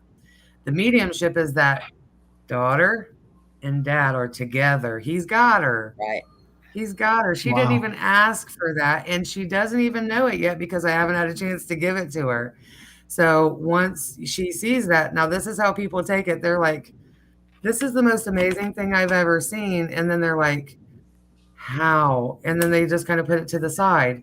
If I give you this and I show it to you, if you keep trying, if you keep taking pictures, you're going to get phenomenal results because you're continuing bonds with your loved one. They will prove to you that they're really there beyond just a scent. Is that smells just like my dad. Guess what? Pull out your phone. Take some pictures. You're going to see your dad in them pictures, and then download my little ebook so that you guys can, have a good idea of when you're looking, how I explain to you when you're looking, how you do it. Because if I just sat here with my phone like this and was like, I don't really see anything. Half the time I don't see nothing until I look at that big screen or I look at this computer and then I hold this far away from me and I'm like, how did I not see that? Right. So yeah, I just want to tell you that you do the ebook. It'll show you a little bit, give you a little insight about how I see things. And it's, it's not like it was, a 50 not 5,000 page book. It's not, it was something where I just knew I need to get this information out to people because they can do it on their own. You guys just all sat here and did it. You guys all sat here and was like, I see this. I see this. Guess what? Go to Pixlr.com, get the photo of the person you think you see, and start trying to fit it in. You guys can do it too. It's no secret. It's only a secret because nobody's brought it out in the light yet. Now that I'm bringing out in the light, there's rules to it. If you follow the rules, there's an ebook you can follow to find them. If you still have trouble, message me. I'll definitely, Spirit's going to provide for you. If you're intentionally seeking, they'll provide. That's great. So, yeah, that was it. That was all my little announcements I had. Besides the fact that I'm going to throw this at you guys and then leave you, the regular cast. I'm going to stay after with you guys on this one because I'll show you guys what I'm talking about. But I can also find, people that continue relationships, continuing bonds like I'm talking about. Some people choose to have children in that realm. I've literally found astral children. And so astralbaby.com is actually coming soon. But, I have a great friend, Elizabeth. She is a partner with me. She has a relationship across the veil with her wife, and they have had 2 children. I was the one that had to tell her about the second child because I could see him in there, and he was a newborn baby. It was a newborn baby I could see. And I had to tell her, and I'm like, okay. First of all, how do you tell somebody this, right? But I did, and what she told me back was her and Becky had already been discussing because they have Rosa. That's who I found initially was Rosa, and doing another picture for her. I'm like, okay, I see a baby here too. Wait a minute, I can't tell this chick, right? And she said that they had already been talking about it, her partner through the veil and her, that they were probably going to have another child. So that's when Sebastian came along. And, it's just wild. It's things that you guys have no idea that's actually going on in pictures. So there'll be lots of casts, lots of pods. We can talk about it. I have to get good on my pod language, but yeah. I have a feeling we're going to be seeing more of you. So, yeah, that would be awesome. Yeah. Very much so. So yeah, I really appreciate this space and the time and letting me just rant and keep going and be all passionate and stuff because it really is true. I don't know how else to tell everybody, but to give everybody results and tell you it's true. And let's all start working out. This is why I got into this, I guess, because I like, besides for the fact I like to BS, this is good for it's good for the soul.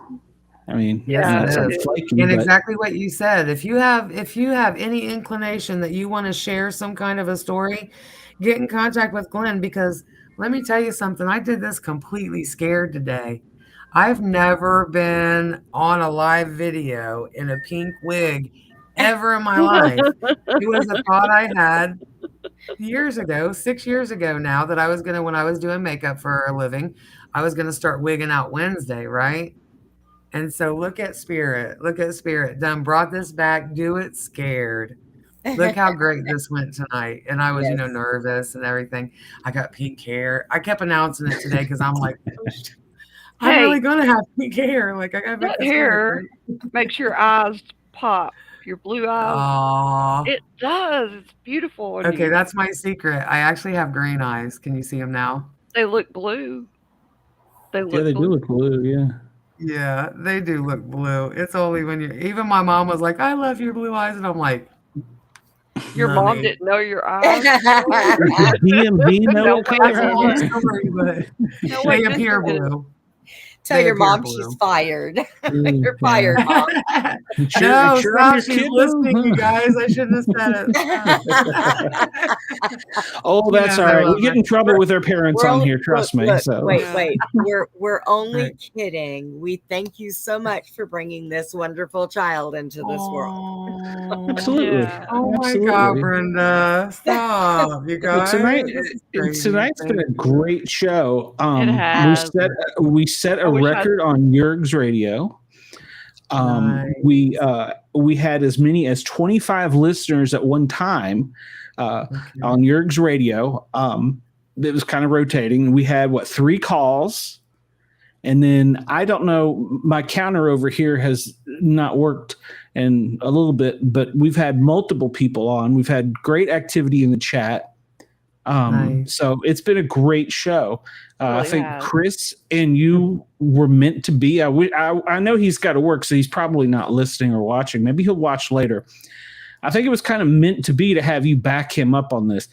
And of course, Nikki knows the backstory of how I met her, and it was kind of a freak thing. So it's kind of just the way it come to. Because I asked her on a whim. I said, "Well, could you be ready Wednesday?" I got an idea. So I didn't even tell Brenda or Dina, which I normally run everything by.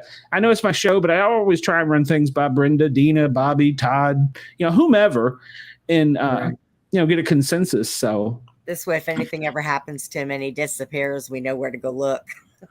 That's the truth. He's probably one of these women. So.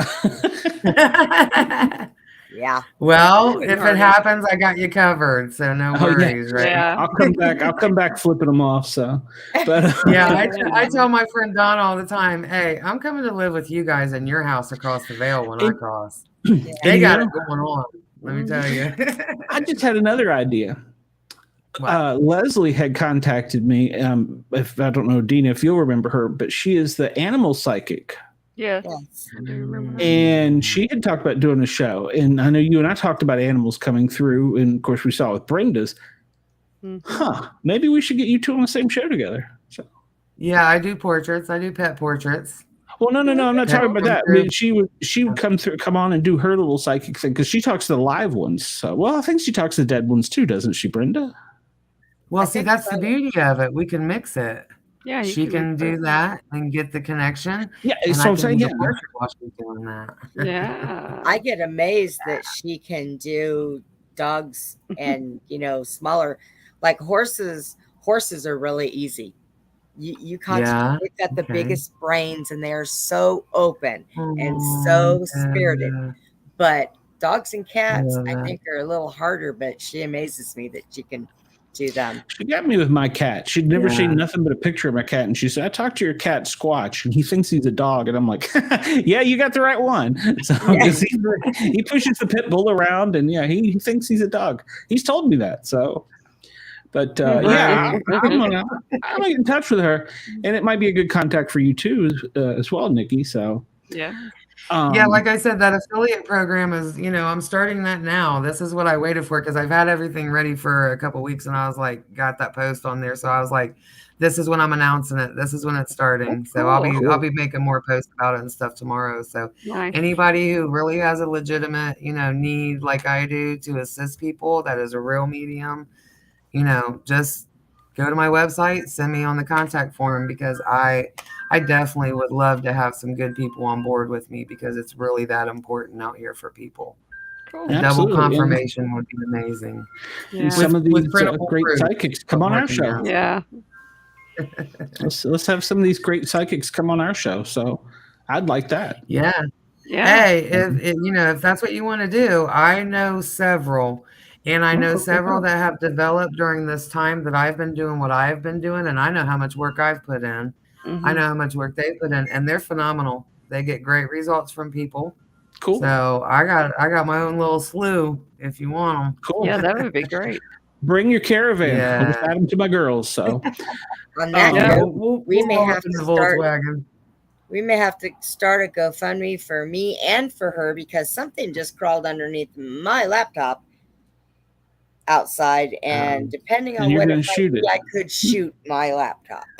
We're gonna say live, ladies and gentlemen, this could be something really cool. We're gonna see what it looks like to blow up a computer with a 40 caliber. So, buddy, I don't know where it went.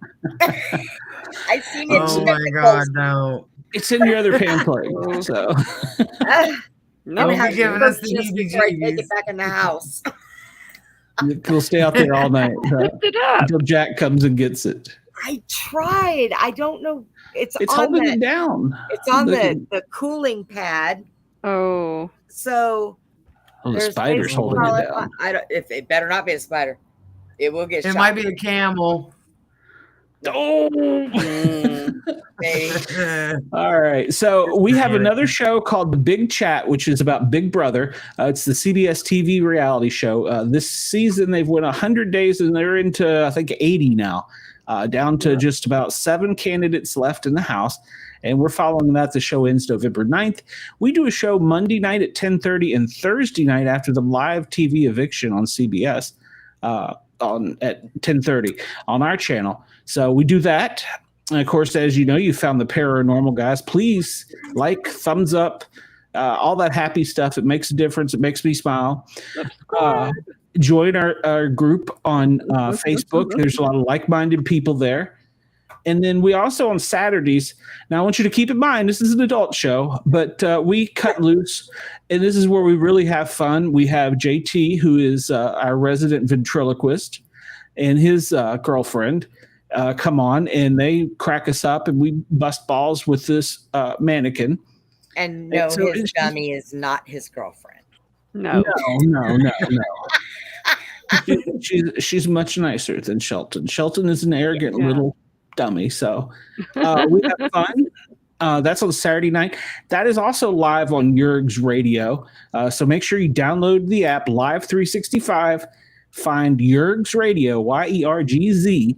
And go ahead and follow and like his channel. There's great shows on there. Our Two Dads or My Two Dads. I know, Corey, I'm sorry. I butcher it every week. Got to get good at this. I think it's Your Two Dads, isn't it? Yeah, Your Two Dads. He has some great advice for new fathers. Yeah. And it's not anything odd to it. He's got just a great show, and there's actually 3 of them, which is what's funny. I was like, you dumbasses can't count. There's 3. And then I know Bobby didn't get a chance to pitch his stuff. BobbyDizzle.com is where you can find him. He does a lot of ghost, paranormal, and Bigfoot stuff. In fact, I'm going to turn over the radio station and the YouTube channel to Todd next week, and me and Bobby are going to be out in the woods. So that could be interesting. Maybe one of us will return. Maybe both. Who knows? Mark, Bigfoot may get us. Taking extra bacon to put in his back pocket. So we're gonna don't tell him. Idiot. So go over to BobbyDizzle.com and like his stuff. He has a YouTube channel as well. Token Muddle, one of our also brother podcasters, Todd, comes on Saturday nights and helps him run the Misfits and keep them in line. Token Muddle is a great podcast. Make sure to check them out. They're on Spotify, YouTube, TikTok, pretty much everywhere you can find them. So find them. And as for us, we are on this will probably, it's after midnight, so it might not be turned over till the day after, but this will be put on Spotify. I don't know, Amazon, Apple, pretty much anywhere you can find a podcast. YouTube. Yeah, it's everywhere. I try and get everywhere. And of course, this will always be on YouTube, backed up. And now that we're partnered with Yerg's Radio, he's got this really cool thing where he's going to run us overnights, and he's going to give us a time slot in the afternoon in addition to our live shows. So we've got a lot of things going on. You're going to start seeing me soon on other formats and other things, which is kind of exciting. I'll tell you more when she allows me to. But yeah, things are happening. Things are changing. And I was dead serious. Nikki, if you want to come back, or if you think you can get the fandom to support you and I can get Ross to buy into it, we'll do a telethon for you. Yeah. So, yeah, I'm down for that. I thought he was going to talk about portraits. I'm like, oh, he's talking about the computer thing. We want to do that because we want to get your computer because I have this feeling if we broke a record tonight and I didn't really advertise you, what's going to happen when I really advertise you? Yeah. So, and when we do portraits on here, when I really do portraits on here, people actually see it happen as it happens. Yeah. It's gonna be off the chain. I can't guarantee that if we do that little telethon that we're up all night long and we don't get stupid, because that happens to be our format. Yeah. We will just talk about the craziest shit people ever seen in their life. Well, at some point in time, I think Jerry Lewis even gets a little wacky, and we'll draw pictures on Dina's face when she falls asleep and email them to her for fun. So, no, I'm gonna have to sleep that day. Okay, that's a good one. But we love it. She's so cute when she just slumps over. I like when we're still here when she wakes They think up. I'm dead. I look like I'm dead. I'm just like, yeah. And she'll wake up and we're like, "Good morning, sunshine." I know. I'm like, what the hell is going on? Oh, that's 2 hours. So we're a pretty tight knit little group. I do. So yeah, we're a pretty tight knit little group. So I got my Charlie's Angels here. So, but yeah, let's get that going. And until then, next week. Next week's show. I was just gonna say this on the Paranormal Guys, same time, same bat channel. Philip Carter. He is a sci-fi comedian and paranormal expert. So he's going to come a comedian. I don't know if that's the thing. He's a funny medium. No, he's a comedian, and he's going to come on, and he's got some great stuff for us. So look forward to that. And Dina, you got anything going on? I know you got something going on, Dina. Come on, tell us. Pull my ear hole out. Yes. Okay, you mentioned the show tomorrow night. Yep. Misfits. Yes, next week I am starting to co-host with Ross on his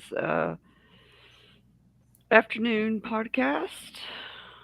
Live show, whatever. I